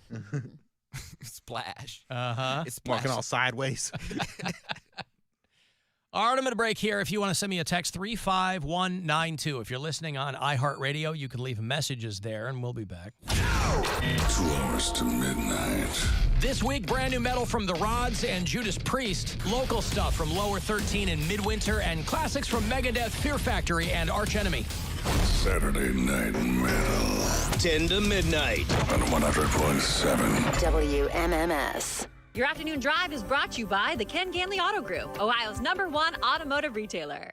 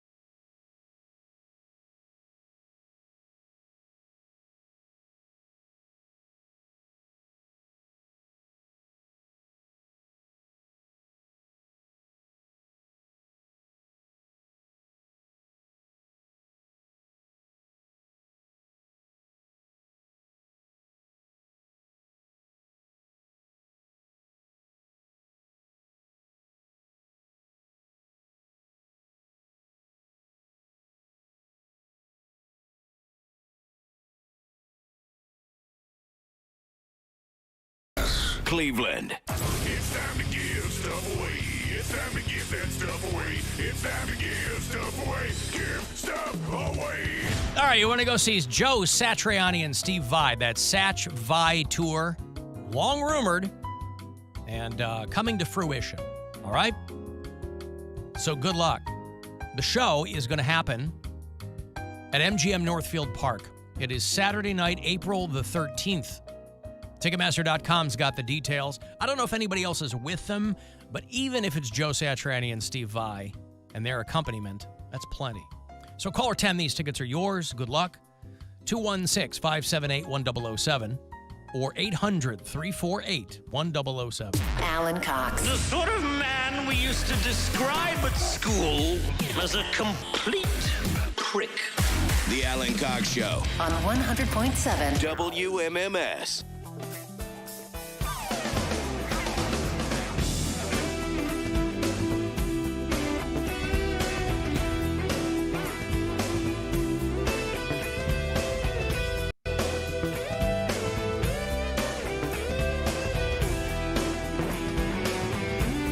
Three 35192. Want to send me a text?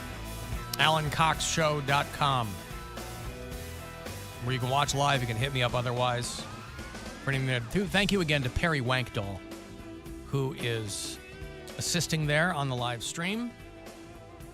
Cavaliers are in the back half of this game in France.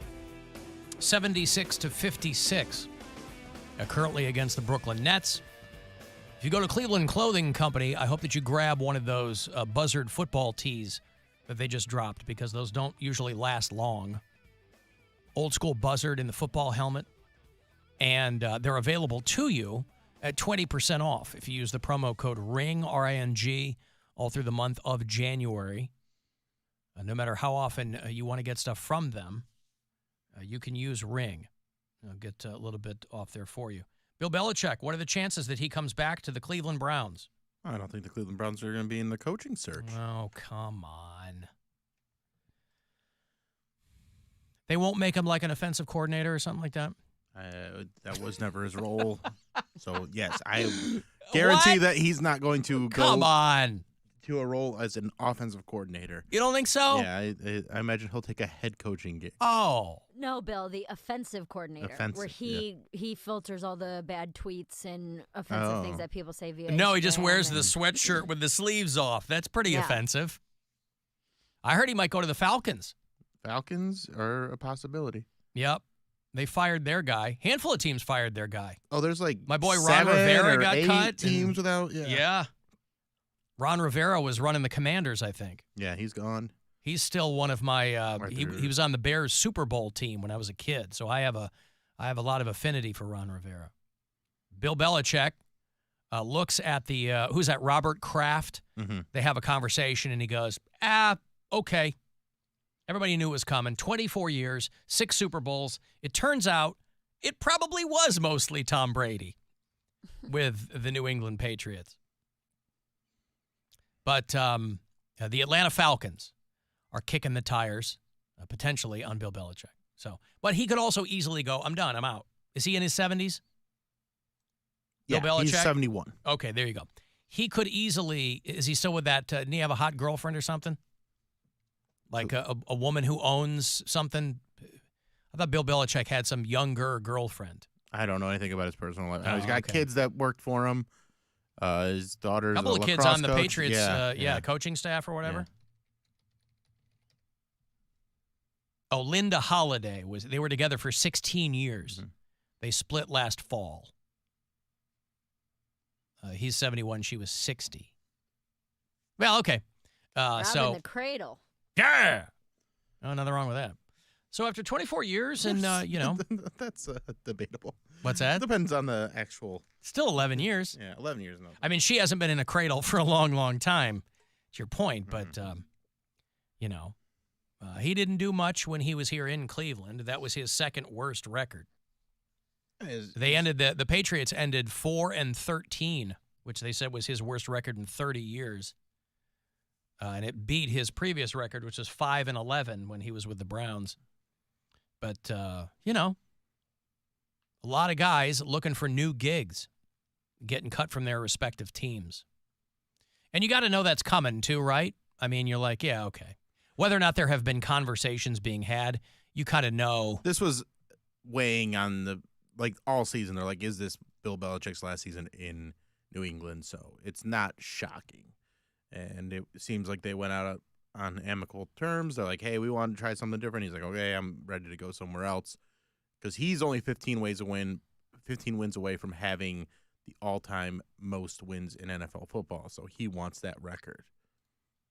So he's going to go. He's not just going to retire. He's going to find a team and try and win 15 games over the next few seasons. Who's got the most? Landry or one of those guys? Don Shula. With the Dolphins? Mm-hmm. Oh. Well, he coached for 30 years. Yeah, that's true. He coached forever. And I'll tell you what, man makes a hell of a steak. I think the 2 is the better steak. Shula's 2. Electric Boogaloo. Yeah. Are they still in Independence? I don't know. I went They to would Shula. drop off food from time to time, and it was fantastic. Yeah, it was great. At Don Shula. Mm-hmm. You couldn't figure out how he had the time to be such a winning coach and work in the kitchen. Man of many talents. Guess so, boy. Whether you hand that guy a football or a knife, he knows what's up. Good for him. I haven't had a steak in a while. I think I'm going to have a steak this weekend, too. Hell yeah. Yeah. So Christmas Day, I was going to smoke briskets.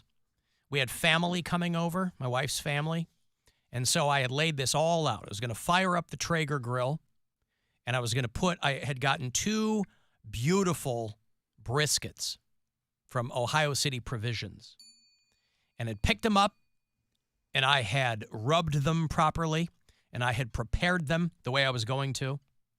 And I hadn't smoked a brisket in a while. I used to have a bullet smoker that I used all the time. But I wore that thing out. So last summer, I bought a brand new Traeger grill. I had told the story of the nonsense around getting that thing squared away.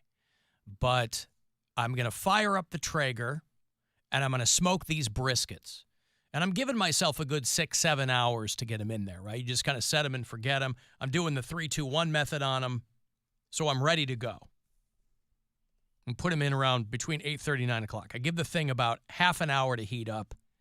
I've back-timed everything. And so I fire up the Traeger, and it's kicking me these codes that I don't recognize. And so I'm getting pissed. I'm like, God damn it. Like, day of this thing, and the more, it's really convenient when you have things that you can operate from your app or whatever, but that also ups the possibility for issues that you don't know how to deal with either. So I'm firing up my Traeger, and a buddy of mine's got one too. So I'm texting him. I go, hey, have you ever gotten this message on the screen before? And he's like, no, but, keep me in the loop. So on the screen, it starts to heat up, but I don't hear the thing heating up. You can hear when the filament goes and it drops the pellets. It's a pellet smoker. And it says fan disconnected. I'm like, God. Story of your life. Hey. Yeah! No one likes this show. Yeah, I'll tell you what. You are correct. New York Mayor's coming out. New York Mayor. Nice out. Ah. Roasting your ass. It's the only thing I can get. Talk about being smoked. Am I right? So I look at the screen. It says fan disconnected. I'm like, okay. Now, I have a little bit of time because I have back-timed it properly. I'm not down to the wire here. So I can cheat it a little bit if I have to. So I begin to disassemble like the motherboard in the Traeger, right? His wires and things. So I take the thing off. I empty out the hopper, the pellets, and blah, blah, blah. And I check, and everything is connected. I'm like, there's no way that there's a wire disconnected. I'm not moving the thing around, and I hadn't used it in a while. There's a cover on it, for inclement weather, whatever. So I do that, and then I put the thing back on, reconnect it, plug it back in, kicks me the same thing on the screen. Fan disconnected. I go, what the hell? So I get on my back and get underneath to look at the fan.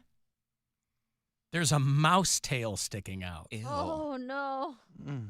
So the reason, it wasn't that the fan was disconnected, it wasn't running because a mouse had gotten itself Dead. But I don't even know how it died. I guess it couldn't get itself back out once it got. So I pull the mouse out. Gross. In like 2 parts, and then I'm like, I'm cleaning the fan.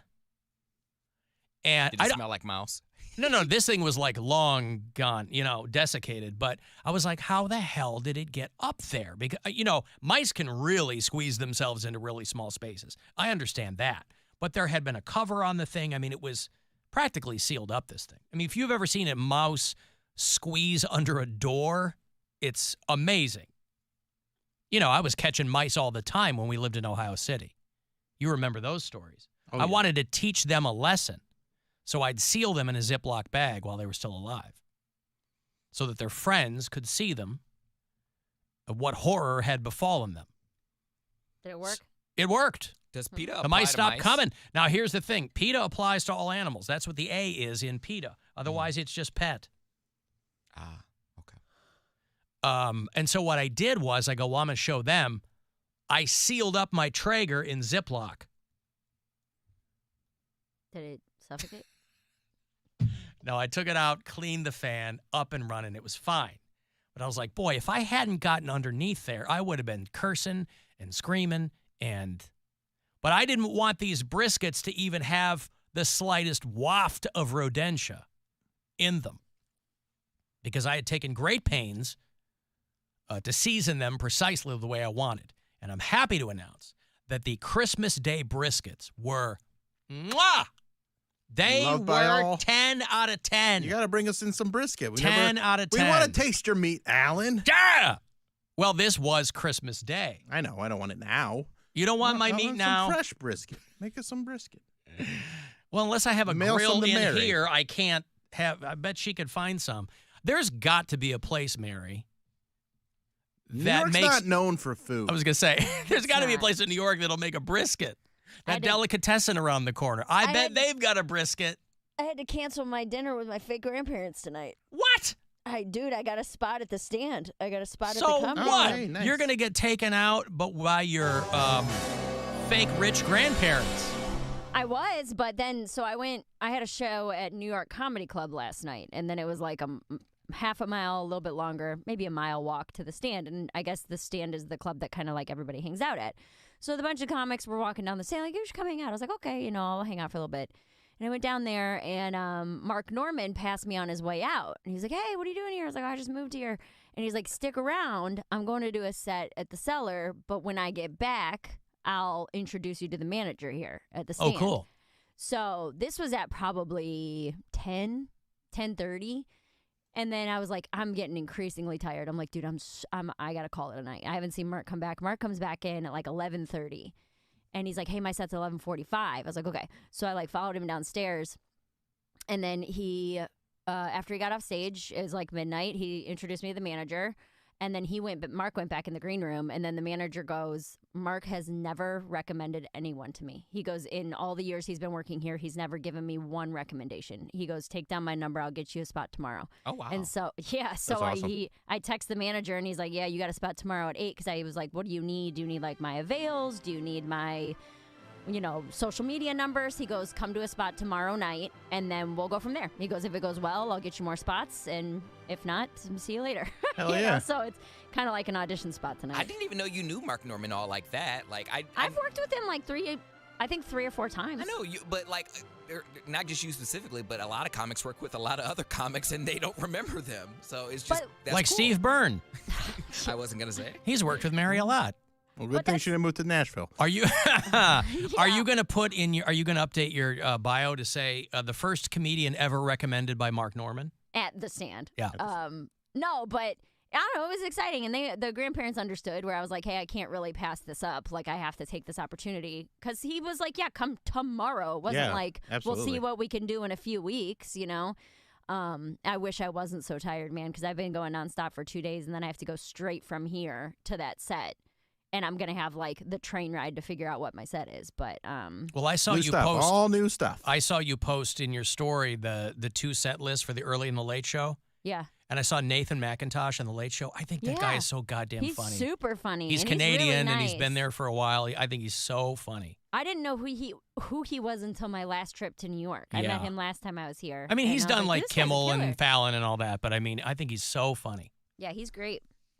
Yeah, so tonight. Well, good job. I'm very excited. It's kind of like an audition spot, and if it goes well, then hopefully I'll be on the right track to getting passed there because you don't get paid until you're passed. Yeah. So what do they pay per spot? Let's see. I think it's $50 or Not bad. 75. And you get how long? 50 minutes? 15. 15, yeah. So the paid like showcase spots, they only do like 5 per show. There's a host and then like 5 spots. But that in also each. opens up if you're working at the stand. They'll be like, "Oh, well, we'll try and get you in other places too." Like Right, but that's a good place to start. The real money comes if you want to host. That's like $150 a show, which is why you'll see people like But host you one host- show and then go do 3 other spots that night. Or you can really hustle around and do 5 or 6 spots a night, and you're making $400 or $500 a night. Mm-hmm. But that comes once you're passed at all the clubs. So this is the first step. So in 8 days, I've found a place to live and gotten a guest spot at 2 doing different great. clubs. So we'll see how it goes. But I did have to cancel my dinner. My old grandparents. Well, you're not there to make dinner. grandparents. You're there to do stand-up. I mean, you're not. Are you, and have they rescheduled with you? Did you say, hey, listen, I'm really sorry? Well, I told them, I was like, I'm not really in a position to pass this spot up. And they were like, she's like, congratulations, that's amazing. You're moving so fast. Like, let us know what next week looks like for you, kind of a thing. But I'm sorry, we don't take rejection well. And so good luck with all that. Yeah. No, I don't think they have anything else going on, to be honest with you. So. All right. But, yeah, so that's going on tonight. I got to figure out what I'm going to talk about. What if John Mayer's there? At the stand? Yeah. I don't think he'll be there. He hangs out at comedy clubs. He goes to the Comedy Cellar. Maybe he's trying. I don't think he's ever gone anywhere else. He only likes comedy when it's subterranean. He doesn't like anything street level or above. That's what I've heard. Most comedy's subterranean out here. In a lot of basements. My set last night went really well. I had to go first. I was supposed to go third because the first 2 comics were both late. So they were like, hey, can you bite the bullet and go up first? So I did as good as you could in the spot that I was in. But everyone else on the show, it was a sold-out show at New York Comedy Club, and the manager watched that. So hopefully it'll turn into something. Solid. Yeah, it's Do you think exciting. about your workshop? You're like, I got to wear something tight. No, I don't want to wear something tight. I don't want people to be distracted. I want them to listen to what I'm saying. Yeah, she's not trying to get all jubbly up there. That's why none of my clothes, dude. That's why none of my clothes look like corporate New York clothes. I'm wearing like not a band T-shirt, but like a shirt and jeans and Jordans. Like I'm wearing a stage outfit. They're gonna You think know, you're a a lesbian. plain looking normal clothes, because I want people to listen to me. You know, I'm not got all my legs and boobies out. Huh? I like cream pies. I haven't told them that yet. That might change You want to things. get past. That might help There out. you go. Yeah. Yeah. All right, good. I've got to take a break here. I'm going to have those Third Eye Blind tickets for you. They have set next summer on the Summer Gods Tour, aptly named. They'll play Blossom on July the 5th. If you're off for a couple days for the 4th of July, it might be a good show to take in with Yellow Card. I'll have tickets for you after the break, and then 4:30 is the next keyword coming fast. Another chance for you to grab a grand from the Buzzard Bookie. It's the Alan Cox Show. Everywhere on our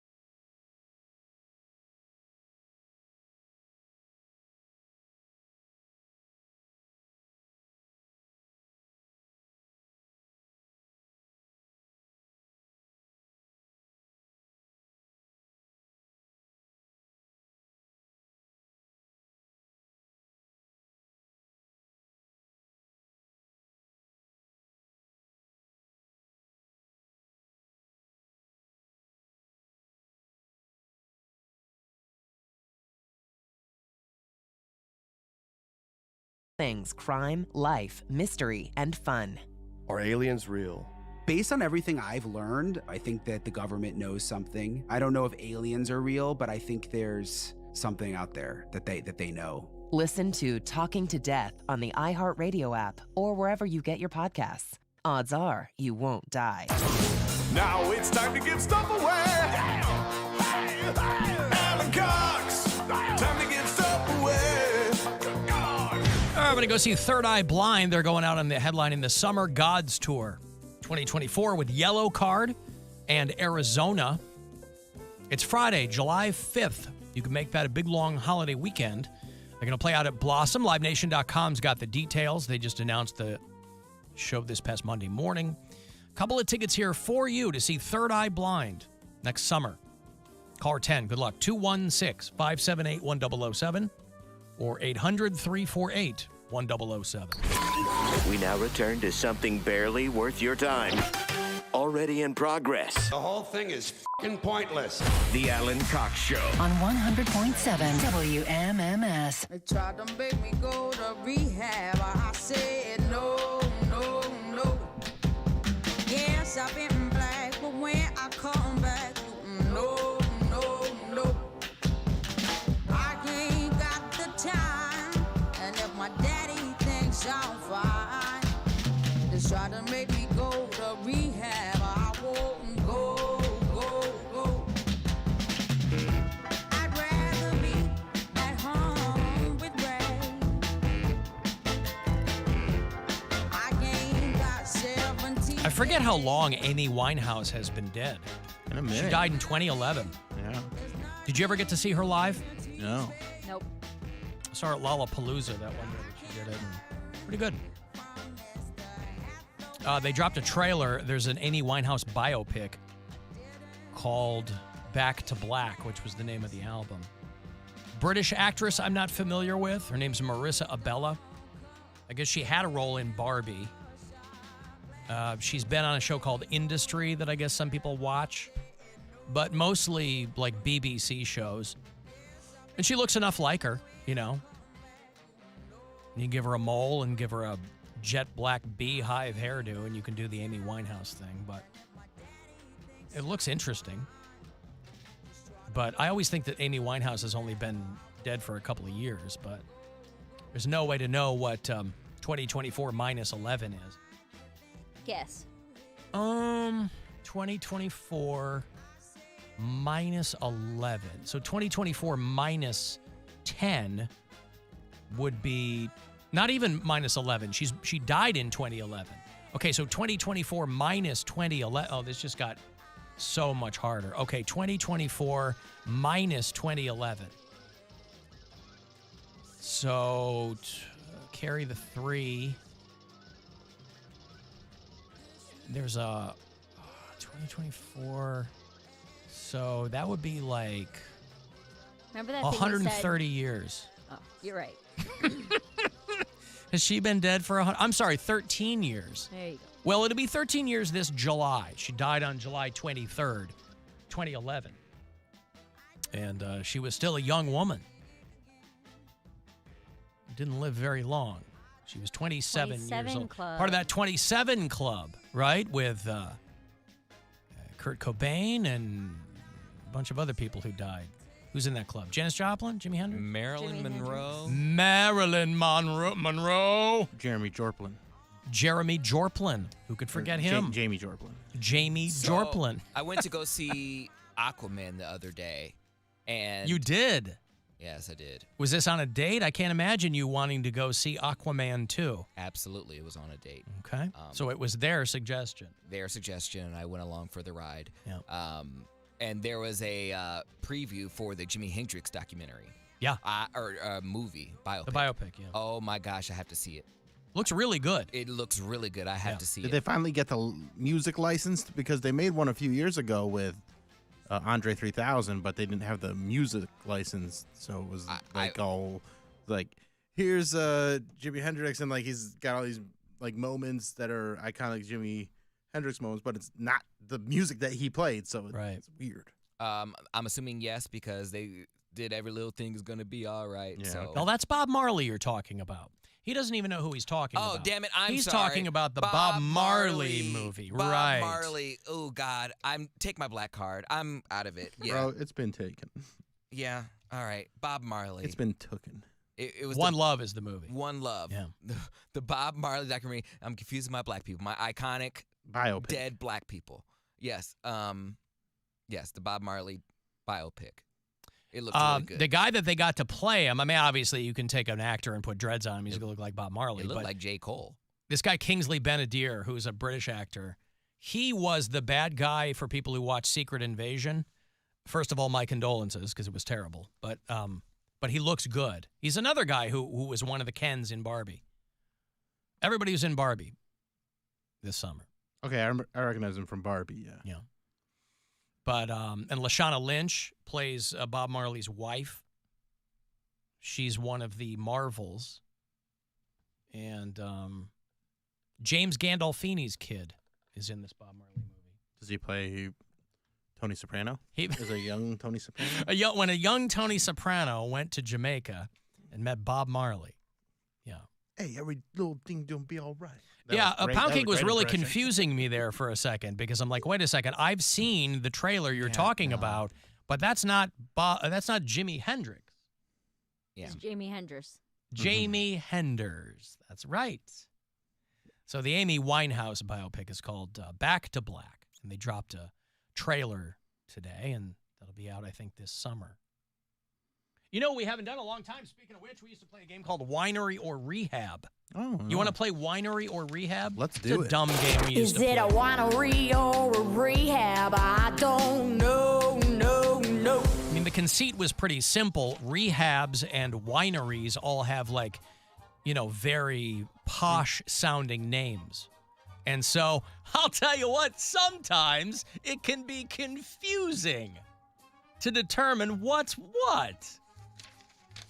So I'll give you the name of an establishment, and you'll tell me if it is a rehab facility or a winery. Simple enough? Mm-hmm. Works for me. Who wants to go first? Bill, you can go first. Okay. Ambrosia.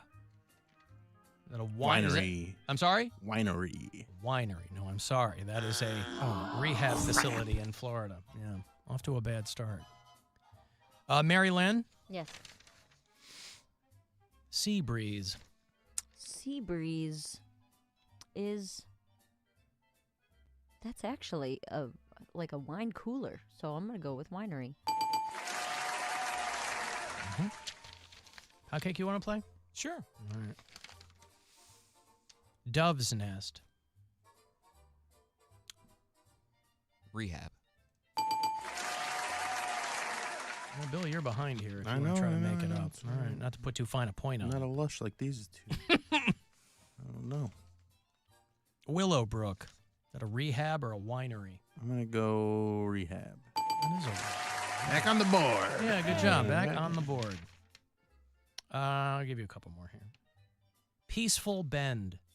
Ooh, Peaceful Bend is a winery. Yeah, I thought you were going to say rehab I was facility. close. Yeah, you were. I could tell. Poundcake next. Mm-hmm. Summer House.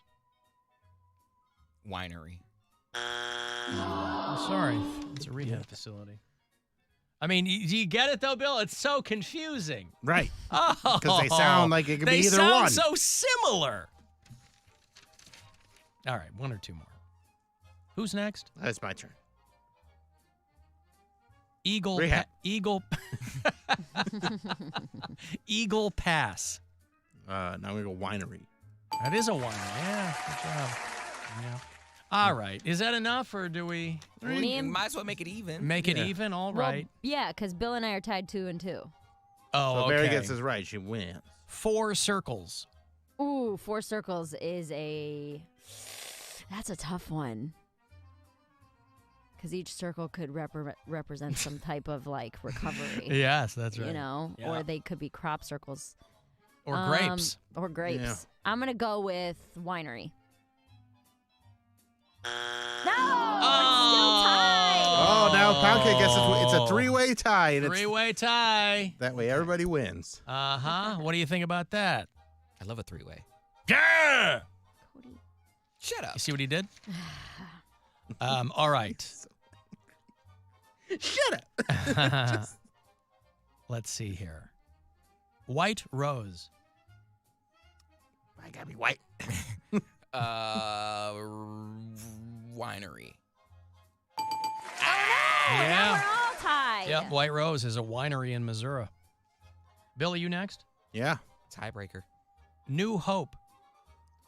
I'm gonna go Rehab. Oh, Bill's out. Now Cody and I are 2-2. Sorry, that's in New Jersey. Oh, yeah? Yeah. Okay. So, if you want to, you could give us the same question if Mary gets it wrong, but, No, because then you would automatically win, dummy. Pine Heights. Pine Heights is a rehab. Oh, Cody, pressure's on. Touchstone Ranch. Ooh. Touchstone Pictures. Rehab. No. Oh, is it back and forth? It's neck and neck? Okay. I'm out. Serendipity. Winery. Boy, I'll tell you what. Hard to trip you guys up. Branches. Rehab. Does that mean Mary wins? Yeah. Oh, look at that. Mary wins winery or rehab. There you go. Congratulations, everybody. Thank you for playing. Fun as always. It's a little dumb detour there. From all of us here at Winery or Rehab, we bid you so long. Is it a winery or a rehab? I don't know, no. All right, I got $1,000 to give to you here, courtesy of the Buzzard Bookie. You get these keywords 9 times a day is how many you'll get. We used to do more. Now you get them 9 times a day. So this one's still got $1,000. I hope you win. Good luck. This is your chance to bet with the Buzzard Bookie and win $1,000 now. Enter this nationwide keyword at WMMS.com. Bonus. That's bonus. Enter it now at WMMS.com. Speaking of rehab, there was a guy. You ever heard the phrase booty dope? No. When you're hiding stuff in your ass and that you're transporting. They pulled a dude over, and he told the cops that he had some booty dope. This was in Florida, of course, the Ohio of the South. The points of the story are amazing. The guy got pulled over because he was involved in a hit-and-run crash. He's in a car. The guy he hit was a paraplegic on a hand pedal bike. All right? A guy who was paralyzed because he had been in a car crash that left him paralyzed from the chest down. So this guy's out there just trying to live his life. He's finally got himself back to the point where he can get out there on a bike again. He's on a hand pedal bike because obviously his legs don't work. So it's like a custom situation. This dude hits him and takes off. I believe, they call that a hit skip? Rehab. Here in the, huh? Sorry. Guy was on his way to a winery, yeah. But he wasn't drunk. They asked him if he had anything, and of course he had meth with him, which, as our audience will tell you, is awful, just the worst. Hey, man, meth ain't that bad. Oh, I'm sorry. So he said that he had some booty dope when he... Is there anything on you, dude? Use your words. Here's the thing, too. You didn't give it a quick no, so that means you have something. You just don't want to say it. We're going to find it, so you just help us out and just tell us where it's at. Is it in or sort of between the cheeks? Between the cheeks. Okay. What kind of underwear are you wearing? So you'd be able to kind of like jiggle it out down your leg for us? Can you pick your butt with your hand? Hey, if we take him to jail, he admitted to having it. We'll let them know that he's got booty dope. Will that be fine? Booty dope. Well, that sounds like it wasn't up. It was just up. It was in, like between the cheeks. He can clench real well. That's a good sign for prison. Yeah, but if you're wearing pants, you don't really have to like physically clench, right? I mean, your cheeks are going to be clapped together. But how gross. You know, you're a cop, you're out there, you're wearing gloves anyway because God knows what you're going to be touching. Thin brown line, man. Yeah. The guy in the bike. I'm sorry, I misspoke, by the way. That guy didn't become paralyzed because of a car crash. That would have been ironic, I guess. He was a deputy, and he got a staph infection that paralyzed him. Ooh. Imagine that. So this dude in a car hits him, and he's got meth on him or whatever. But booty dope. That was a new one to me. It makes sense. It's pretty literal. I just never heard it before. Who sings that song, Cody? That booty work, booty work, That's booty, T-Pain. booty, booty work. T-Pain and E40. I love that song. The War Pigs guy? E40. Yeah. E40. Wow. Wasn't that an Eminem No. you're thinking adjacent? What was D12. D12? Thank you. What was E40's big song? You and a monkey. Yeah. Girl, I was You and a shaking, sticking, shaking, bacon, trying to get to you and that booty. You guys aren't going to believe this, but you singing it has not made me recognize Right, it. at all. It's not for you. What's the song called? You and that. Oh, You and Dat. It goes. You and that booty. Oh, yeah, I remember this. This was in the club back when I was Dude, doing. club music is just not as Pretty good sure I as it had used this to as a be. ringtone. Everyone did. But didn't he do Snap Your Fingers with Lil Jon, too? No. Oh. Yeah, I know this. You and that booty. And then You- E40, or what's his name, comes in and he goes, ooh. That's what he sounds like. E40 is Snap Your You Fingers. and that monkey. I didn't know E40 was Snap Your Fingers. No. Yourself. You I can thought it do was it all just by Lil Jon. yourself. Earl Stevens, better known as E40. From So he also Vallejo, does California. booty work.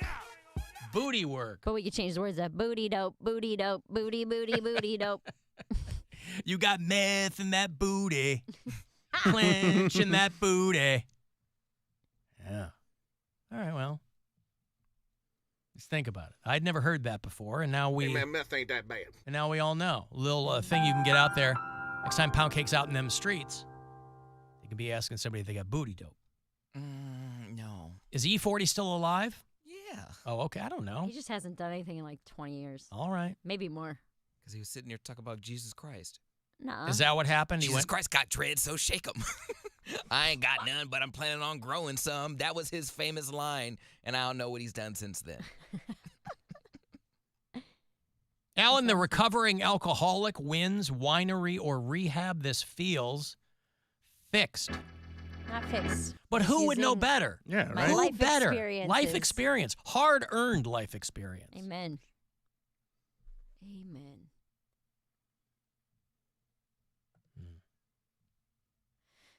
Okay. Booty dope is part of ICP. Oh, I don't know about that. Is that true? It's Shaggy 2 dope. Oh, right. Shaggy 2 booty dope. Right. Well, Mary's a big ICP fan. She loves them. Mm-hmm. Okay, I've got to take a break here. If you want to send me a text, 35192, AlanCoxShow.com for everything else, and we'll be back. The Alan Cox Show on 100.7 WMMS.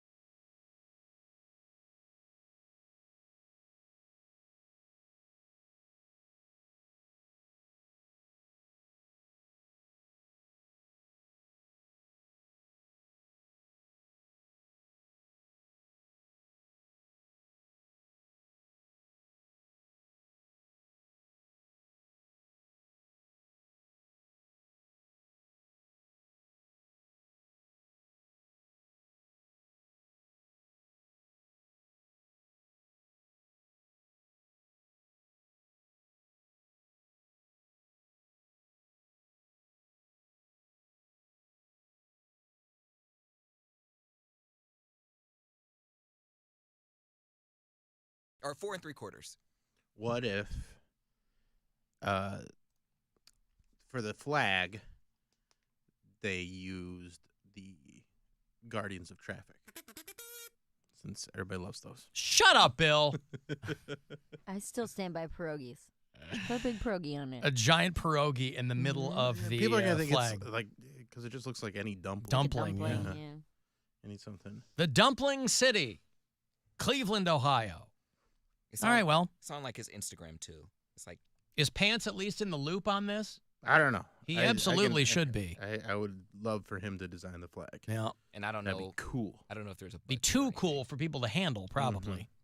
You don't know what, Definitely Cody? have a lightning I said- bolt.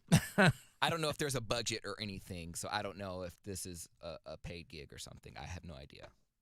Well, clearly they organized a group of people who were so concerned with what the Cleveland City flag is. That's amazing that was on anybody's radar. I want the Cleveland flag to look like a gas station wolf T-shirt. That's what I like want. That would be cool. But who's howling? And at what? Tim Misney. A gas station wolf? Yeah. Are they howling at? Are there citizens howling at Tim Misney, or is Tim Tim Misney's Misney howling at a wolf. Okay. But he's riding the wolf too. Well, the Howling at survey one wolf. the survey says, what symbols or shapes do you feel best represent Cleveland? Please avoid things such Potholes. as please avoid things such as buildings and sports teams. What colors do you think best symbolize Cleveland? Gray. Red for the shootings. Gray. Okay, I'll click that too. Gray for the skies. What are some things you enjoy most about living in the Cleveland area? Moving to Manhattan. Travel. Oh, there you go. Are you familiar with the current city flag? No. I like the lake. To what extent do you agree with this phrase? A well-designed new Cleveland city flag would enhance civic pride and unity. Strongly disagree. You're Not just the neutral? hater now because you're a New Yorker. Yeah. Oh, this one over Big here. Big City Mary doesn't like Cleveland anymore. Oh, God. It barely took her any time at all. Ohio who? Uh-huh. She gets New York City. She applies for one apartment and then, I don't really care about your flag. I'm still homeless. I'll say neutral. Please indicate your location. I live in the city of Cleveland. Neighboring suburb is where I live. Social security number. Yeah, right. Debit card. Information. Do you identify as part of the LGBT community? What's that got to do with the flag, really? All of these specific questions. They have a lot of flags. They know a lot This about sounds flags. more like a data mining situation than anything else. How did you hear about this project? Cody. Poundcake Brown. Just write Cody. Right, I'm going to write Cody. Friend. That's close enough. Submit. All right. Anyway. Oh, I left one out. Which symbols or shapes do you feel best represent Cleveland? I didn't fill that in. I'll just say pound cake. Actually, I heard about this before. He is a shape. Huh? I heard about this before Josh or Poundcake brought it up. It was from this old lady, this dirty old lady. Why was she dirty? She's a flag hag. Can I leave early? I just want to. Can I leave early? Mary is in a hurry. It's your show, I'll Alan. be Bill in Squire in Canton. Canton on Saturday night. Saturday night. And I posted on At my the Purina Instagram Arts story. Festival. No. Patina Arts Center. All right. And, do they have a flag? I don't know. But there's I posted on my story a link for tickets on Instagram and also a list of sports bars nearby so you could watch the game and then walk right over and see the show after the game. Oh, right. The Browns game is Saturday afternoon. So yesterday we played that parody song that guy Jay Casey made, which really, really blew up. And he did the song called Flacco to the tune of Lola by the Kinks. Play it for Mary. She didn't hear it. It's fine. I mean, did you hear it, Mary? No. I was not on the show yesterday. No, I know that. I just didn't know if by osmosis you had heard it or somebody had sent it to you. I understand. I imagine she didn't consume too much internet yesterday. I wasn't on my phone Yeah. at all. I picked up my phone and looked at it for the first time at like 8:30 for non-navigational or So that's when we apartment texted purposes. for 2 minutes. Where is it? played it yesterday. Like his name is Lola. She was showgirl. No, that's Copacabana. Oh. No, this was he did my complaint was that it didn't rhyme. That's art, Alan. No, I understand. He was taking quite a bit of artistic license with it. I don't know where it is, but he, on Twitter. Huh? It was on Twitter. I also don't care that much. See, she about- also doesn't care. No, about like I know that it's exciting for in the reference. Browns and. Oh, Lola. He was sitting on the couch when Deshaun went down. We asked him his name, and in a dark brown voice, he said Flacco. F-L-A, Flacco. Yeah, I mean, it's fine. He put a lot of work into it, and I appreciate it, and it really, really blew up. But I prefer, because I think it's more clever, I prefer the original rap tune that these other dudes made. It's called Flacco Round and Find Out. Oh, let's hear this. Have you heard Flacco Round and Find Out? No. Get ready to Flacco round. They be getting sex. Flacco round and find out. I'm seeing Super Bowl champs. Flacco round and find out.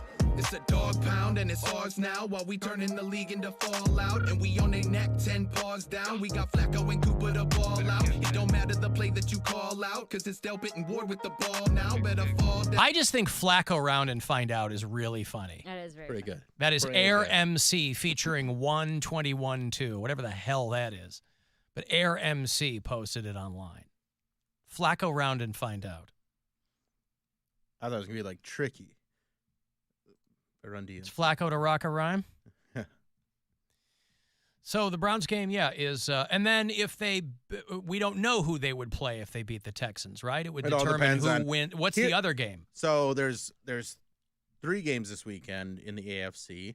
It's the Browns versus Texans. Yep. The Dolphins versus the Chiefs, and the Steelers versus the Bills. And what will happen is if the Browns win, the Dolphins win, and the Steelers win, the Steelers would play the next round against the Ravens in Baltimore, and the Browns would play a home game in the playoffs against the Dolphins. Wow. So, but the Chiefs will win their game. Not necessarily. That game's going to be terrible because it is going to be like 0 degrees or colder. It's going to be one of the coldest games that's They're playing ever in been played. Kansas They're City? playing no, it's going to be that in Miami. Yeah, they're playing in Kansas City. It says Miami at Kansas City. Yeah, I know. Yeah, that means joking. Kansas Oh, I City. don't know. I forgot who Based on you the said they were temperature. playing. Miami at Kansas City, Mm-hmm. Cleveland in Houston, obviously. Yes, and then Pittsburgh in Buffalo.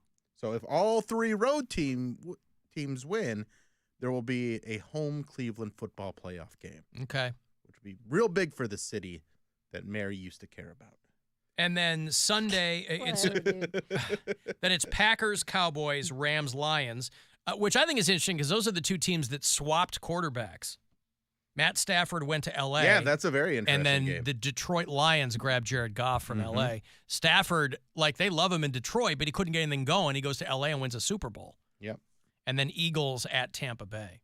And Baker Mayfield, right? The Bucs Against to the Jalen Hurts. playoffs, yeah. There you go. They're not bringing Tom Brady back? No. Just to make sure they get a little bit further? No.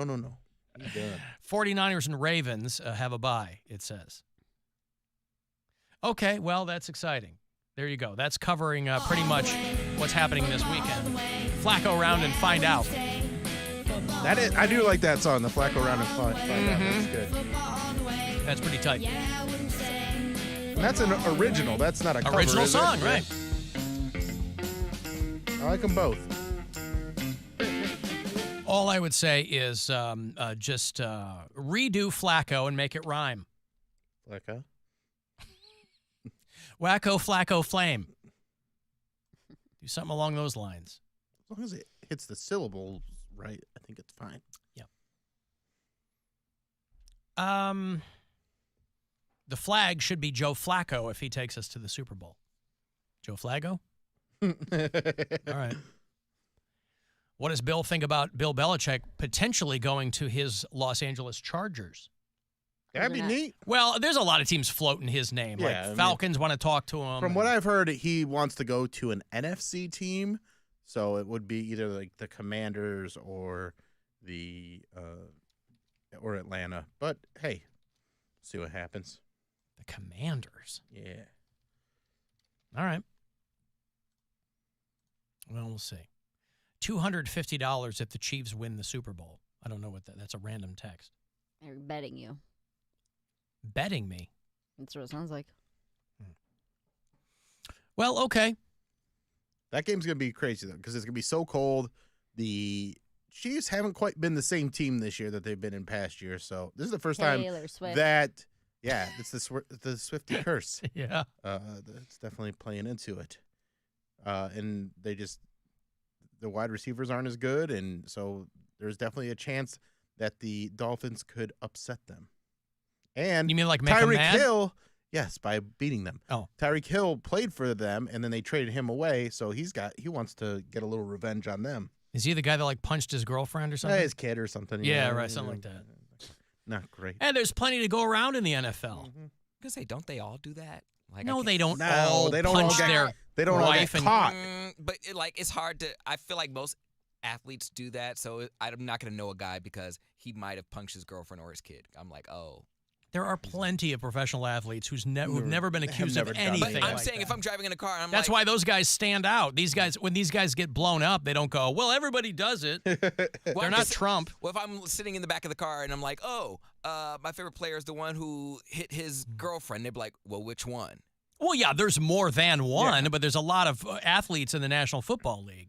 Okay. If 15 of them are doing it, you still have The a most crap recent ton one- of guys who don't. The most recent one accused of it is Von Miller from the Buffalo Bills, Yeah. I believe. So, And they're just accusations, guys. Dude, nothing's proven yet. Well, that is true. You have to prove things, you know?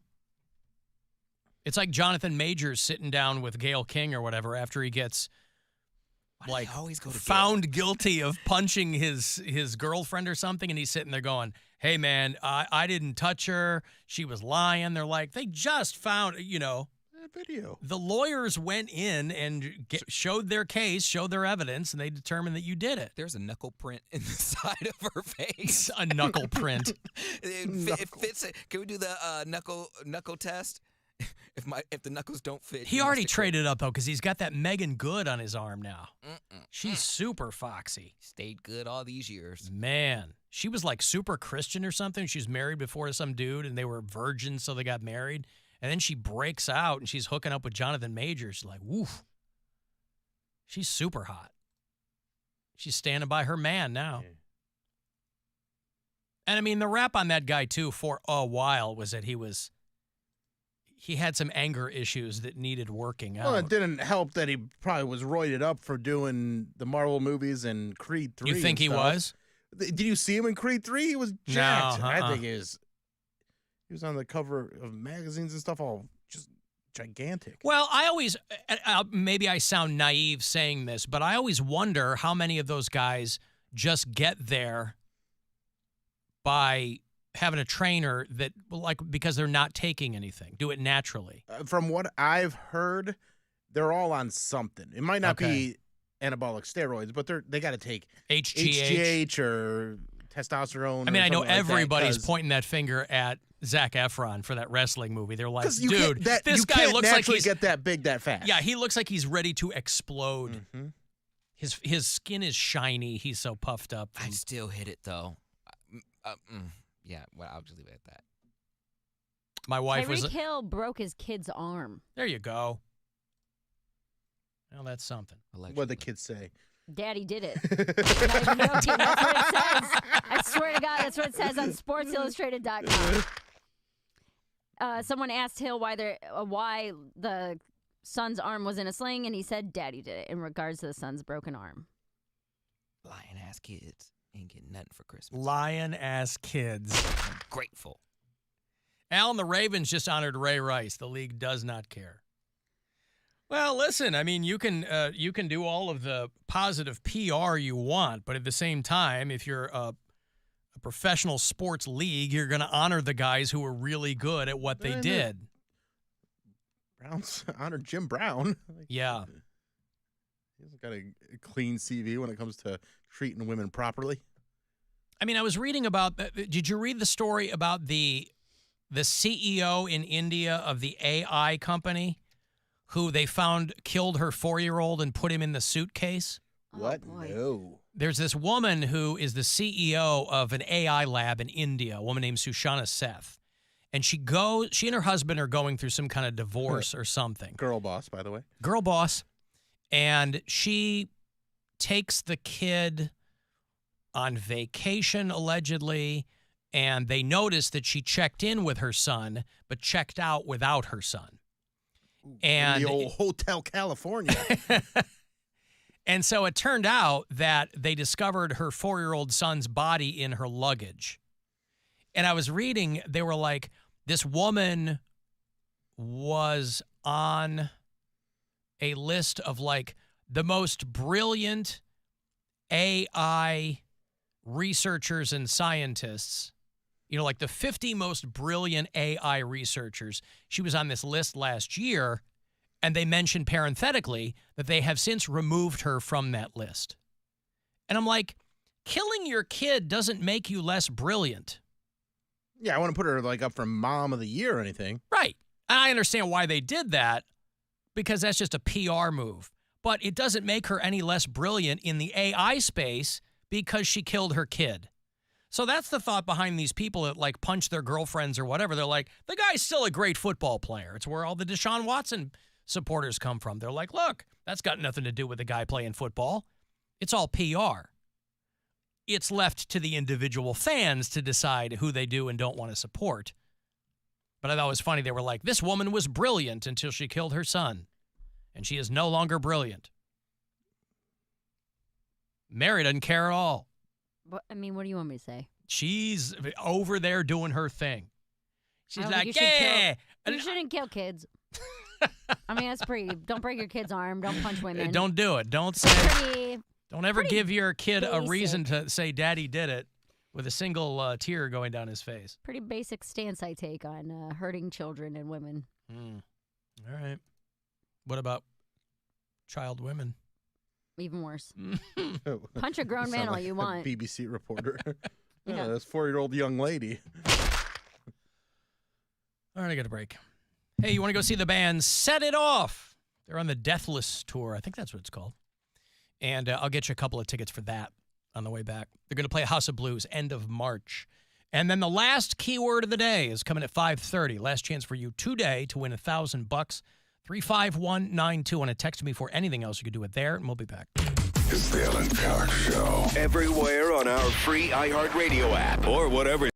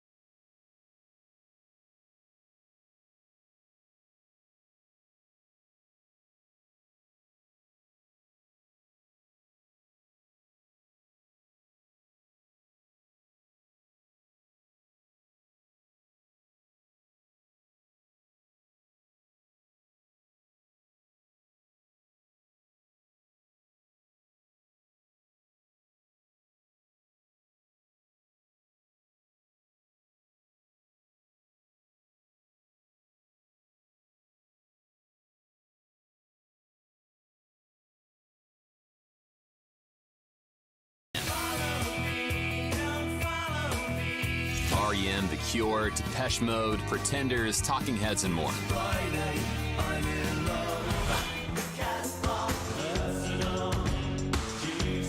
Just open the free iHeartRadio app, search Alternative Rewind, and listen now. Try something new for 2024. iHeartRadio. Free never sounded so good. His name is Alan, and he's giving stuff away. All right, you want to get to that Set It Off show. They are headlining the Deathless Tour. You dig Set It Off? They're pretty good. They're bringing Crown the Empire, Caskets, and Death by Romy with them. If you're hip to any of those bands, they're going to do the House of Blues on Saturday, March 30th. So a few weeks away. Ticketmaster.com's got the details for you. Caller 10, you will get this pair from me here. So good luck. Set It Off and Friends. 216-578-1007 or 800-348-1007. Authors say to write what you know, which is why he remains unpublished. How can you know nothing about anything? Alan Cox. That hack knows absolutely nothing. On 100.7 WMMS.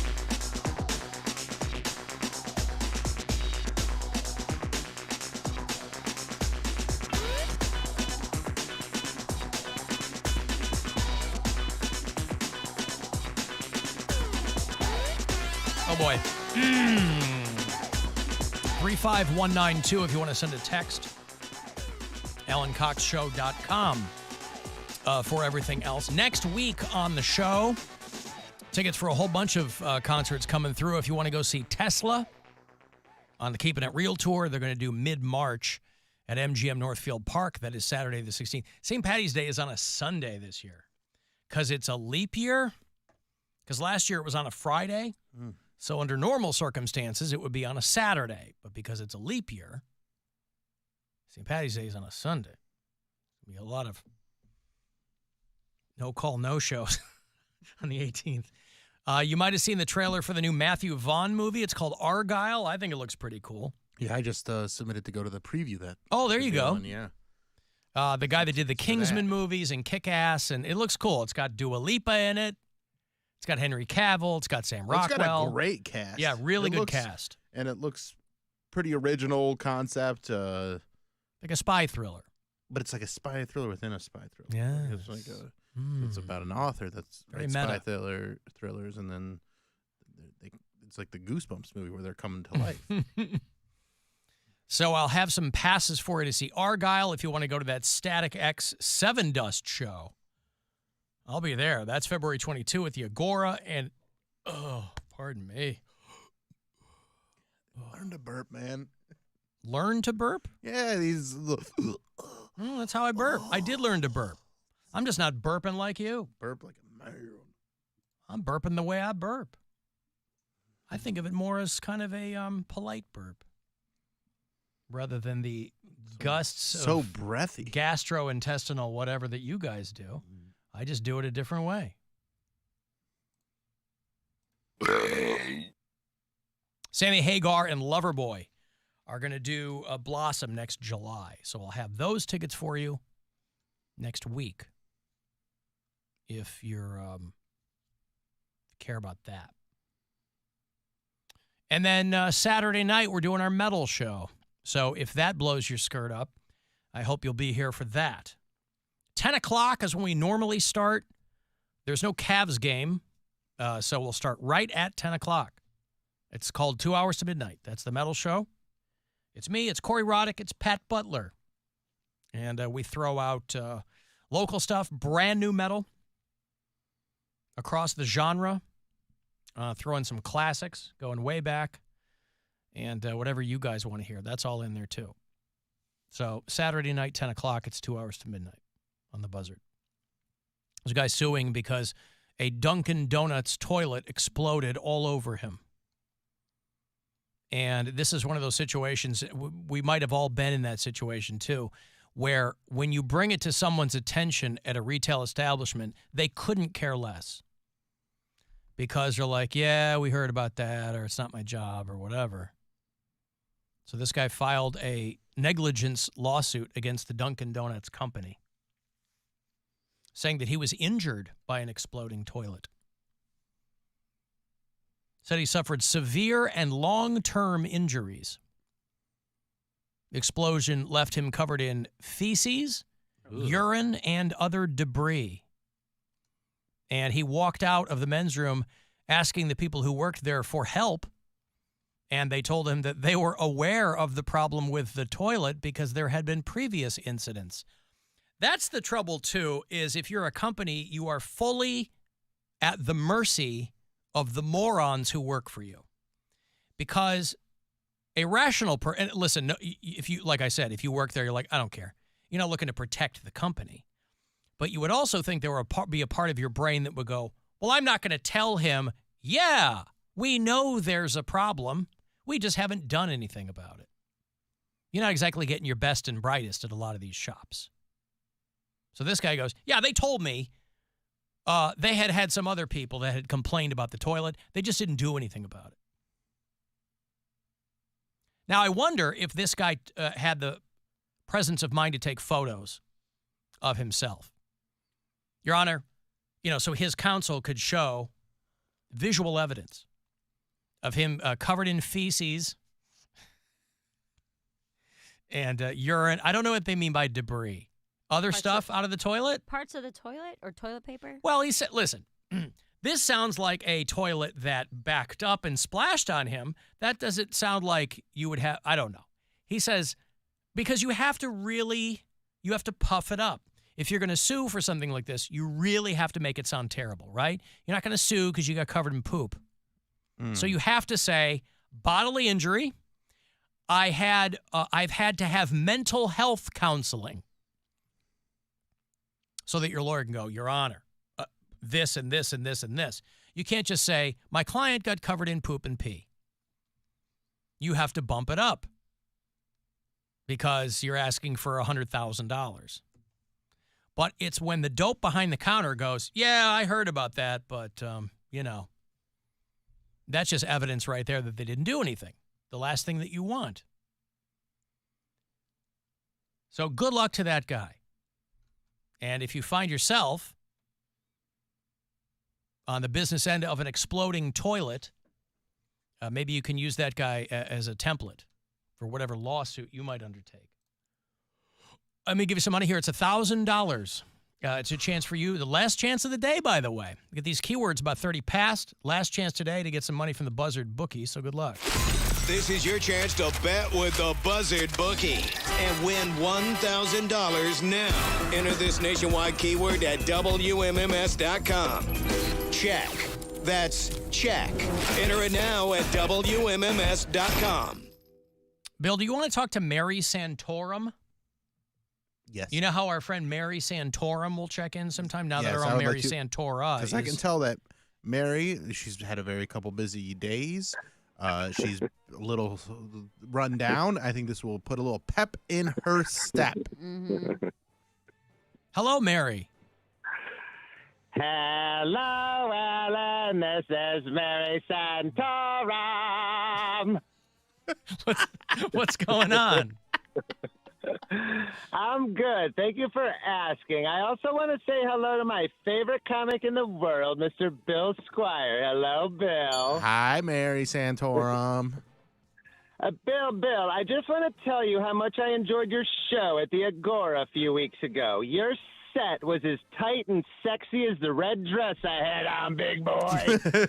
Well, thank you very much. I appreciate it. Well, that's a compliment, isn't it? Mm-hmm. Alan, over the holiday, I went to Mexico for vacation, and while I was there, somebody stole my passport. Oh, really? That's awful. I can't believe you got home. How did you manage to get back? Well, Alan, actually, I hooked up with one of those immigrant caravans, and when they asked me what my name was at the border, I said, Maria Santorez. Maria Santorez, you told them. Okay. So you eventually, that had to have been very difficult to get across the border like that. No, Alan. Actually, it was a piece of cake. They gave me temporary citizenship, health care, and a free bus ride to a Home Depot in North Baghdad, Carolina. Wow. They really set you up. Oh, that Joe Biden. He's Best really doing country the in the Lord's world for a reason. That's right. Alan, as you know, I do a lot of stand-up with my comedic troupe, the Bombers, okay? Yeah. Well, I was thinking about asking Gypsy Rose if she would like to join our ranks, because I have an idea of a character for her. And Alan, if there's one thing I know, she never breaks character. Okay. Right. Alan, I actually wrote a song about Gypsy Rose. Would you like an example? Yeah, of course. It goes like this.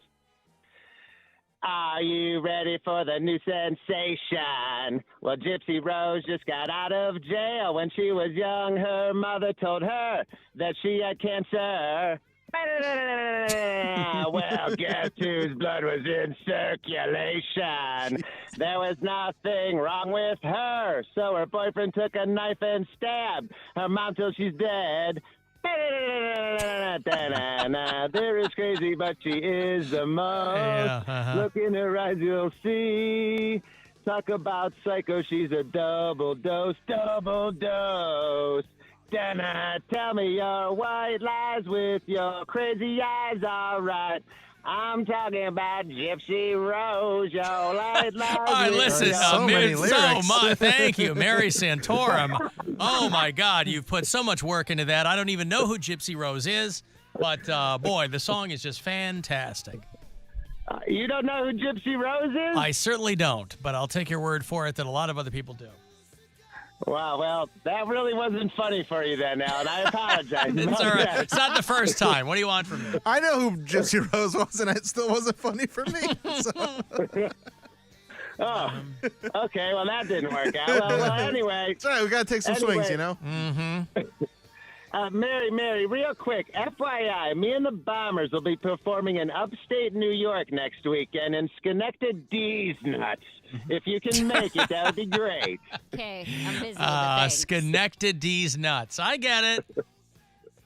All right, okay. Thank you, Alan, for taking my call. I'm sorry that song bombed. I really too. felt strongly about that song. Yeah, well, it's okay. Thank you. There's Mary Santorum. Gypsy Rose. Who's Gypsy? Not Gypsy Rose Lee. Gypsy Rose Blanchard. Who's Gypsy Rose Blanchard? Her mom, she's like the biggest, besides Eminem, the biggest person who has Munchausen's. Isn't that how you say it? Where like you're Munchausen's by proxy. Yeah. Yes. So her mom told her whole life that she was sick and like had cancer and all these things wrong with her and would take her to doctor's appointments and all this kind of crazy stuff. And eventually Gypsy Rose got tired of it and got tired of being controlled by her mom, and so she got a boyfriend, and the boyfriend killed her mom. Oh, this is that movie, The Act. I have no idea. They did a movie called The Act where she just got out of jail. She just got out of jail like a couple weeks ago. Yeah, but so she didn't kill free. the mom. No, but she planned it. It was premeditated. She set the whole thing up. The boyfriend just did it for her. Ah. So she could she argue it was post-meditated? I don't know. But now she's out of jail and she's like huge. So my soon-to-be roommate did a TikTok saying, Gypsy Rose, please start a TikTok. Please tell us everything. It went insanely viral, like over 10 million views. And then after her original TikTok went viral, Gypsy Rose stitched it. And then that one got like 20 million views. So my soon-to-be roommate is going crazy viral on TikTok right now because of this Gypsy Rose girl. So Gypsy Rose, this says she's 32. Okay, I remember that movie, that show, The Act. I remember that where like, I think, what's her name? Patricia Arquette played the mom and Joey King played Gypsy Rose. Okay, I didn't know that was her name. But she did say that her ex-fiance dumped her because of The Act on Hulu. Because, I guess, all of the true stories that had come out. Okay, so she's out now. She was in jail. Mm-hmm. She's 32. She was a little kid when that happened? Not when she convinced him to kill her, but her whole life.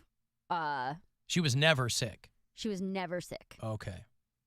And her mom told her and everybody and doctors and all this crazy stuff and like would get money from people for doctor's visits and so she got out early then because it said she got 10 years and she went in 2017.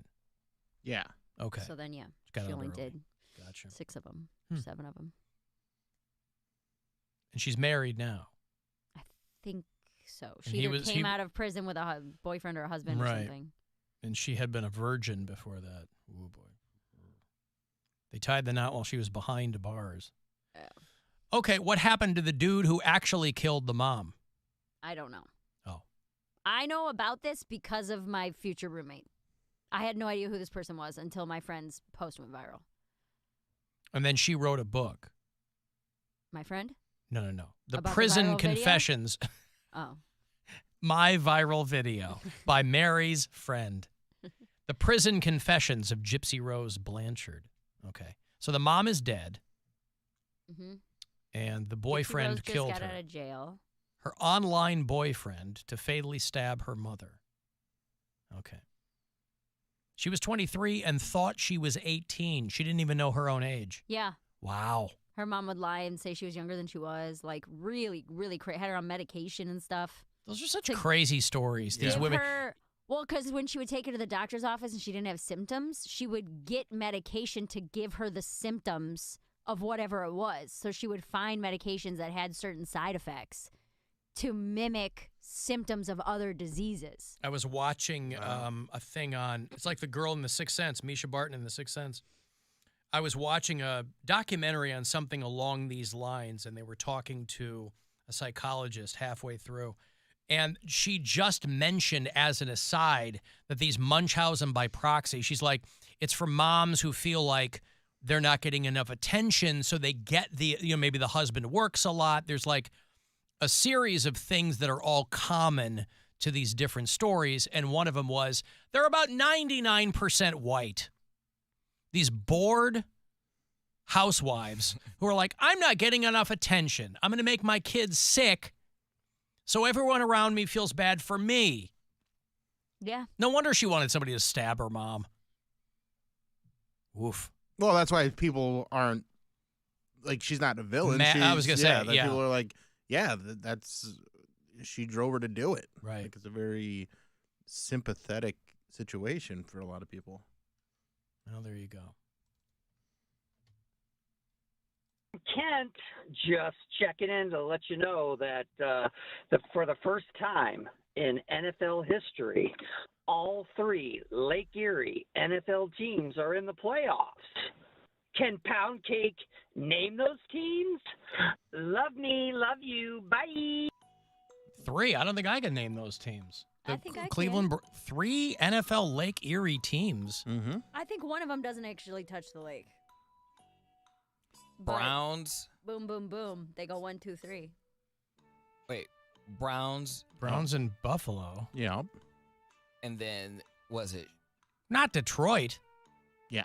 Yeah. They're not at Lake Erie. That's what I'm saying. I don't think it actually. I don't They're think at Lake Detroit St. Clair. actually It's like touches the the closest, lake, yeah. Oh, well, that's yeah, kind of they have lame. a third one. If you're going to say first time in history, I mean, you got to go like the tippy south of the suburbs of Detroit to even get to Lake Yeah, Erie. South Detroit. Everybody knows it from the song. No, that's. I don't think anybody would ever say Detroit was on Lake Erie. I've never heard that before. Well, anybody that's been passing this around has been saying that all week. I've seen this shared a bunch of times. Oh, I hadn't heard that. Yeah. I was like, I don't think I could come up with all 3, let alone Poundcake. I mean, Buffalo is at the very end there, and obviously we're smack dab in the middle, but Detroit. How deep is Lake St. Clair? About 3 feet. I know it's not a great lake, but It's still, pretty great if you've ever been there. Is it dirty? Yeah. I mean, it's no Lake Victoria. It's shallow, an average depth of 11 feet. What? As the maximum depth of Lake St. Clair is 23 feet. Oh. Like a pool. That's kind of gross. 11 feet deep. Yeah. A boat can't even sink in that. Well, a boat can sink in anything, but like you can I like heard, swim to the top. Like yeah, You're, right. like, oh, you're not going to God. die if your Yeah. car goes in there. A boat can drown in a teaspoon of water. Yeah, sure can. Anyway, thank you, Mary Santora, It's for good checking to be in. Bill Squire. It always feels right when he's in the spotlight. I'm going to take a break. If you want to send a text, 35192 to get me there. AlanCoxShow.com for everything else. And we'll be back. It's the Alan Cox Show on 100.7 WMMS. And every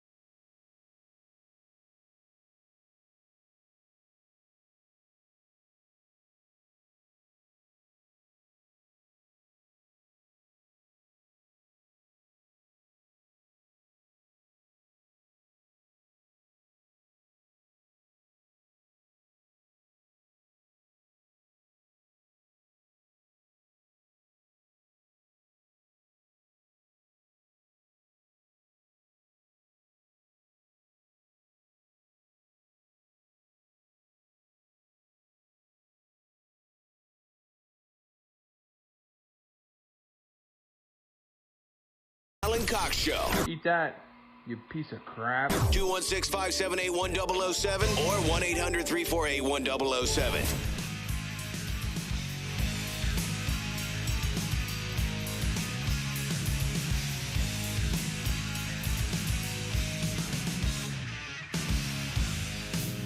$35192. Want to send a text if you listen to us on iHeartRadio. See this map over my shoulder here? That's our bureau chief map. Each one of those pins or collection of pins are people who listen to us from out of state around these United States, nay, around North America. We have Canadian bureau chiefs. We have Andrew in Hammondsport, New York. You know where Hammondsport is, Mary? I do not. Is that anywhere near you? Is that in your neighborhood? Not that I know of. Hammondsport, New York. New York City. We have Joel in Minneapolis, Bob in Green Valley, Arizona. A brand new listener hit me up today. Eric listens in Emmetsburg, Iowa, which is in the middle of nowhere. It's about 2 hours from everywhere. It's 2 hours from Sioux City. It's 2 hours from Des Moines. It's 2 hours from, Cedar Rapids. Adam listens in Lexington, Kentucky. I was watching a thing this morning about how Lexington, Kentucky put together a team of scientists to send what they say is the first intergalactic tourism ad saying, hey, if there are aliens out there, come to Lexington, Kentucky. Are you an alien that likes bourbon? I mean, there's no downside to this. And you got to get that tourism revenue. I've never been to Lexington. We went to Louisville not too long ago. But I think Lexington, you could take an exit before that, right? Lexington's between Cincinnati and Louisville? No, I think Lexington is further down, east. Oh, it is. Well, that's what I mean. Like, when you leave Cincinnati, there's, like, exits to go east to Lexington. You keep going south to Louisville, though. And it mostly just says Louisville right there. I don't know. This is the first time that we as a species have ever sent out a travel ad inviting aliens to come visit. We're targeting the TRAPPIST-1 system because we might actually get an answer in somebody's lifetime if there's somebody there watching. But the reason scientists have been interested in it lately is because of the large number of planets that it has and what it's considered to be the habitable zone. I think saying, hey, we're nice and friendly people, we have horses and bourbon and dopamine, don't eat us. Dopamine? I don't know if aliens need dopamine. Not only that, but I don't know what they need. You can't tell me this is the first place to do it. I mean, Roswell, New Mexico's entire local economy, small as it might be, is based on Area 51. They had to have sent some stuff out. I was reading they finally got that case open with the asteroid. Where they got that, they couldn't get the thing open because of the bolts on it. Did you read about that? No, what? I don't want to. There's an asteroid sample, and they couldn't, the Bennu asteroid, they couldn't get the thing open. It had bolts on it or something that they weren't able to, they couldn't open the asteroid capsule. And then I was reading today that they finally got it open. Oh. What'd they find? Road maps. And an orange and white capsule containing pieces of an asteroid landed on Earth last fall. They wanted to open it up and take a look inside, but they couldn't get it open because it was bolted so tightly or something. And they finally got the asteroid canister open. They said that the contents are invaluable. And I was reading they finally got it open. At least I think that just happened. It'd be great if your entire job with NASA was, you are not out of here until you get that capsule open. So you better be working overtime. They should have made a TikTok channel for that, or Reels or whatever, because I watch those all the time where they're cracking open safes that they find. Oh, love those. Dude, I went down a rabbit hole, speaking of TikTok. I was watching organization porn. Oh, my God. Laugh if you want, dude. We are. We are. Fine. Let him have his thing. Don't. It's all pumpkin spice latte moms. Not even moms. I guarantee there's no mom that's got that much goddamn time to label her plastic containers. But this girl's like going through. It's a supercut of her doing her Sunday cleaning, which she does every week. And That's when Sunday is. This one girl in particular is like, she's got all of her plexiglass containers, her lucite containers, and they're labeled, and she's pouring detergent pods into them and then sliding them back. I'm like, I had like one hand down my pants. I love that stuff. Any of these organizational... See, I would love to have that stuff done for me, but I don't want to be the one that does I love doing it. It's so But if somebody calming. If somebody had it all set up for me and I just had to put things where they go, that's one thing. But like I can't even begin to know where to put stuff. I like I'm the so bad at that process. stuff. Like when I organize our pantry, I'm like zenning out. I just love it, labeling things and putting them in. I don't know what it says about me. I don't know where my sense of like organization. My shrink is like, well, it's because when you were younger, like being organized was the only thing that you could control. It's a control thing because you're getting beat up and all that kind of stuff. So, but sometime you gotta let your childhood go, right? I can't be 52 talking about how I got beat up in school. But those things are hard to deprogram too, probably. But, oh, God, these TikTok, because one leads you to the next. Yeah. It starts giving you what you want. So I'll open up my Instagram, and it's all it's all organization accounts. The closest thing I get to that is watching unclogged videos. Ooh, I was watching some of those this morning. Yeah, that's what Now, I'm does saying. that include when they'll pull like a glacier out of somebody's ear? Do you watch those too? A glacier out of someone's Well, ear? I'm exaggerating, but like a giant like thing of wax. plug, Yeah. It's not. They sell those Q-tips with a camera on the end. No, and you're they talking pull- It's not so much body parts. There was You're talking one- about like the ones where they're like drains and stuff, right? Yeah, so yeah. this one was like a sewer. It had they tied, for whatever reason, they had a chain with a tire at the end of it, and they pulled the tire through the pipe or whatever, and it was just It pulls all the debris a bunch out. of mud, and then the water just starts flowing like perfectly. Oh, that's great. Like clear water after that. So I was satisfying. like, wow. And then they did one, what was the other one? Anyways, it's just a bunch of holes getting unclogged. I like the ones like, it's like a autistic guy with a rake and some rubber boots, and he just goes and cleans out drains and pipes and stuff like There's that. one, I like, love 'em. what's the city? Is it Amsterdam that has like the river in between the downtown? Yeah.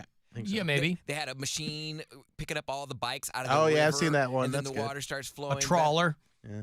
Yeah, whatever it is. And so that's good. But that's just like as close as I get. I like watching those, and then like the exploding videos where they put like, or it's not even like an exploding thing. They just put like a Rubik's Cube or something like that, and then they smash it. And Hydraulic then, press. Yeah. Oh, that's what it those is. are great. Yeah, those Yeah. are cool. Yeah. The I like when they squish gummies, like gummy candies. and it goes Yeah.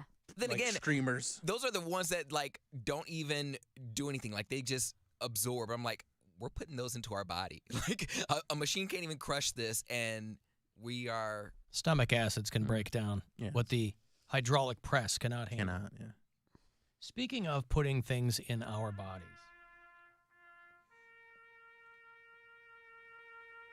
they're discontinuing Fruit Stripe gum. Took them long enough. It's Is been that the around one that- 100 years. Is that the gum that lasts like 5 seconds? Yes. Two chews. You could blast through a pack in just the amount of time since I started telling you that they're But it had the- discontinuing. Had the zebra on the The pack. lick and stick tattoos on the wrapper. Yep. Fruit Stripe gum has been now. The company that made this is a Chicago company. It's called Ferrara Pan Candies. And when I was a kid, all of your local, we were up to our necks in Lemon Heads and Baby Ruths and Fruit Stripe and Red Hots. I didn't like cinnamon candy, but like these were the things that ended up in your Halloween bag. Boston baked beans candy. You ever had those? They're Yeah, just they're nasty. they're peanuts with like a candy shell. So Fruit Stripe, you're right. You could eat an entire pack in 30 seconds. But they've been making it for 54 years. And they said that it is time to move on. It came in 5 flavors. There were 5 flavors in each stick of gum. There was melon, and you wouldn't know any of these if they didn't list them for you. Melon, cherry, lemon, orange, and peach. Now, they could tell you that, and you'd never know. I think that's probably all made up. They were just like, here's some gum. We'll put these colors on it, but it's all random fruit flavor. And you got the temporary tattoo of Yipes the zebra, like Mary said. But they are discontinuing fruit stripe gum. Now, you could probably go to Sweeties and scoop some up. Still have never been. I want to go. You've never been to Sweeties? Mm-mm. Huh. Well, I've never been to Mr. Hero, and you've never been to Sweeties. Maybe you and I should go on like a little tour of Sunday fun day together. We Yeah. guys do a little. You get some Sweeties, and you go get some Mr. Hero. Mr. Hero's so good. You and I will go to Sweeties and Mr. Hero Poundcake, and then that night we will both spend our night on the toilet. Stop by my house, and we can do. All 3 of us can do a stairwell fart together. That'll get people excited. I'll provide the stairwell shart. Yeah, all of it should be your treat. You make more. That is true. I'll treat you to some Sweeties. Okay. Now, what will you zoom in on if you go to Sweeties? What will you make a beeline for what? I want the damn it's like Wonka Shockers, and I don't know if they're around anymore, but those sour. The Warheads? No, they are Wonka. Oh, I remember sours. Shockers. Yeah, those were good. And I don't know if they got discontinued or nerds just took them over, but I want some of those, and I haven't been able to find them. I looked on Amazon, I can't find them, so maybe Sweeties will have them. Not on the Sweeties website. My go-to at Be a Sweeties is Zots. Those are good. They're like rip-off M&Ms. A bitch loves No, a they're spree, not. too. Zots are hard candy that are filled with like a foaming. It Oh, foams really? on the inside. Oh, yeah. Okay. What am I thinking of? I have no idea. Sixlets. Sixlets. Sixlets, yeah. Zots are Z-O-T-Z. My daughter had some Zots at Halloween, and I love had 'em. never had one. I put one in my mouth. I was like, that's pretty good. Yeah, and then so it's like a regular hard candy, and then the foam stuff starts to come out the sides. Oh man, I love them. Pound cake. You love that. Wonka Shockers became Sweet Tart Chewy. Okay. They're at Walmart. Okay, well, I didn't know. But they used to have Shockers Squeeze. Ew. Like a goo that you... My kids always like the goo stuff. Goo, the powders. Yeah. I love the candy now that comes with the... So it's like a... Fun Dip? No, it's like a sucker that comes with this. You're supposed to put the goop candy in it. So they're like, you've got a thing of sugar, and you put liquid sugar into it. It's a toy and It's not a candy at the same toy. time. It's like all candy. But they're like, ooh, put your extra flavored Goop. juice in the middle or whatever. I used to have industrial size pixie sticks. Like the pixie sticks were taller than me. They were like walking sticks. Oh my God. Rain stick full of. They had those at the gas station the other day, and I was like, It's just maybe pure. but they were like 8 feet long. They were insane. It would make my stomach hurt now if I had one. But kids, you can just eat powdered sugar. There was nothing to the candy. It was just powdered. And food coloring, yeah. Yeah. That's it's a just Simpsons scene where Bart feeds the Flanders kids pixie sticks, and they're like, we're not supposed to have sugar. And he goes, there's no sugar in pixie sticks. And then they're all Yeah. ramped up, yeah. All hopped up on goofballs. So wait. Aw, it's okay. There's no sugar in pixie sticks. Trust me. Okay. Don't hug it all, smelly head. Go to hell, sick face. Give me that sugar cake. I love that show. So pound cake. So sweet tart chewy. Sweet tart chewy. Extreme sour. Extreme sour. Yep, that's the Wonka Shockers. Well, why did they? Because they bought the company. Like I used to eat these things called kazoozles. They were like licorice that had like goo in the middle, and those are now just sweet tarts ropes, is what they call them.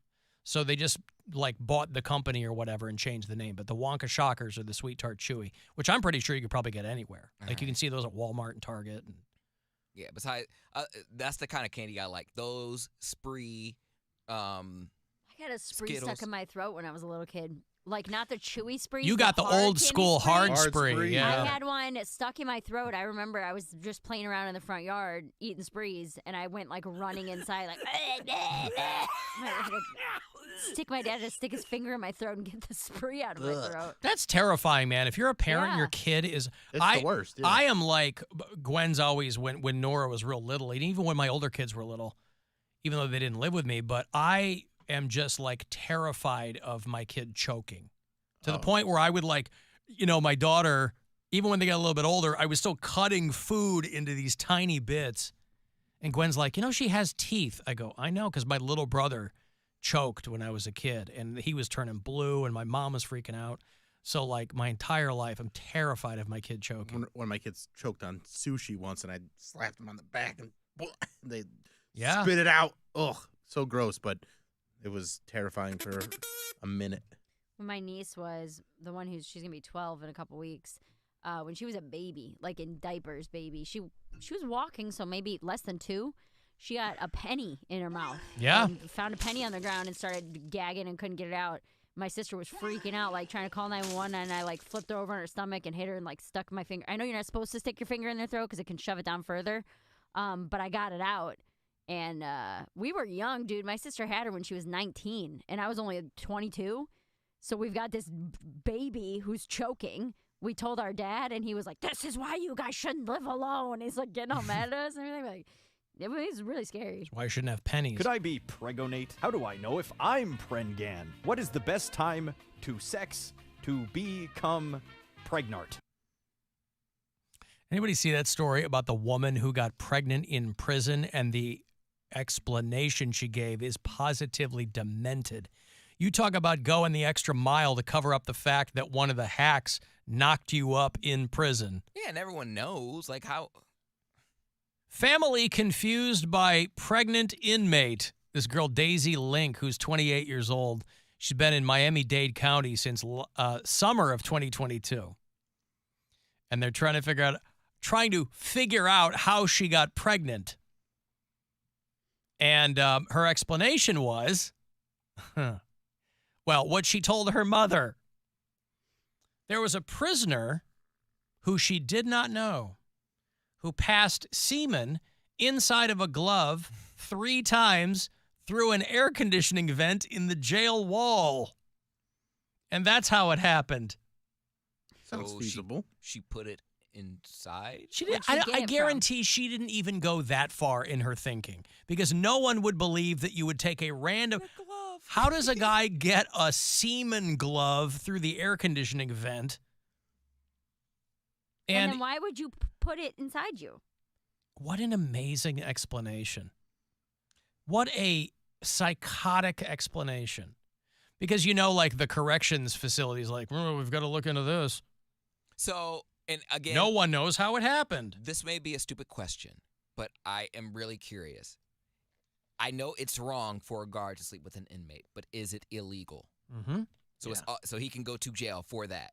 Yeah, it's happened. Okay. Because so now the mom's behind bars and the father's behind bars. So what do they do with the kid? It goes to adoption, or someone outside raises it? Who has... A family member might take care of it, something like that. Or they just make it a little jail baby.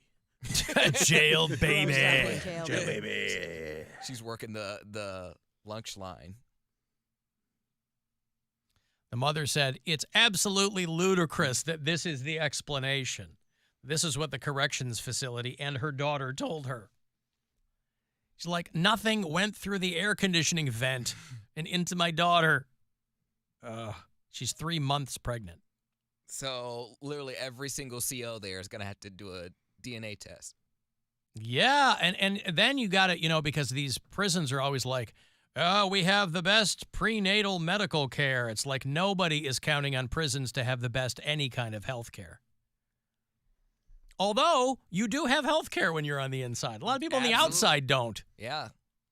That was like a thing when I used to watch Shameless. The dad used to fight with a guy who was homeless, and he was just like, you know what? I'd rather be in prison than be on the streets of Chicago. I get 3 meals a day, the best poor man's health care you could possibly get. Yeah. 3 hots and a cot. I'm going to take a break here. If you want to get the last word in, send me a text, 35192. To do that, and we'll be back. It's the Alan Cox Show. On our free iHeartRadio app and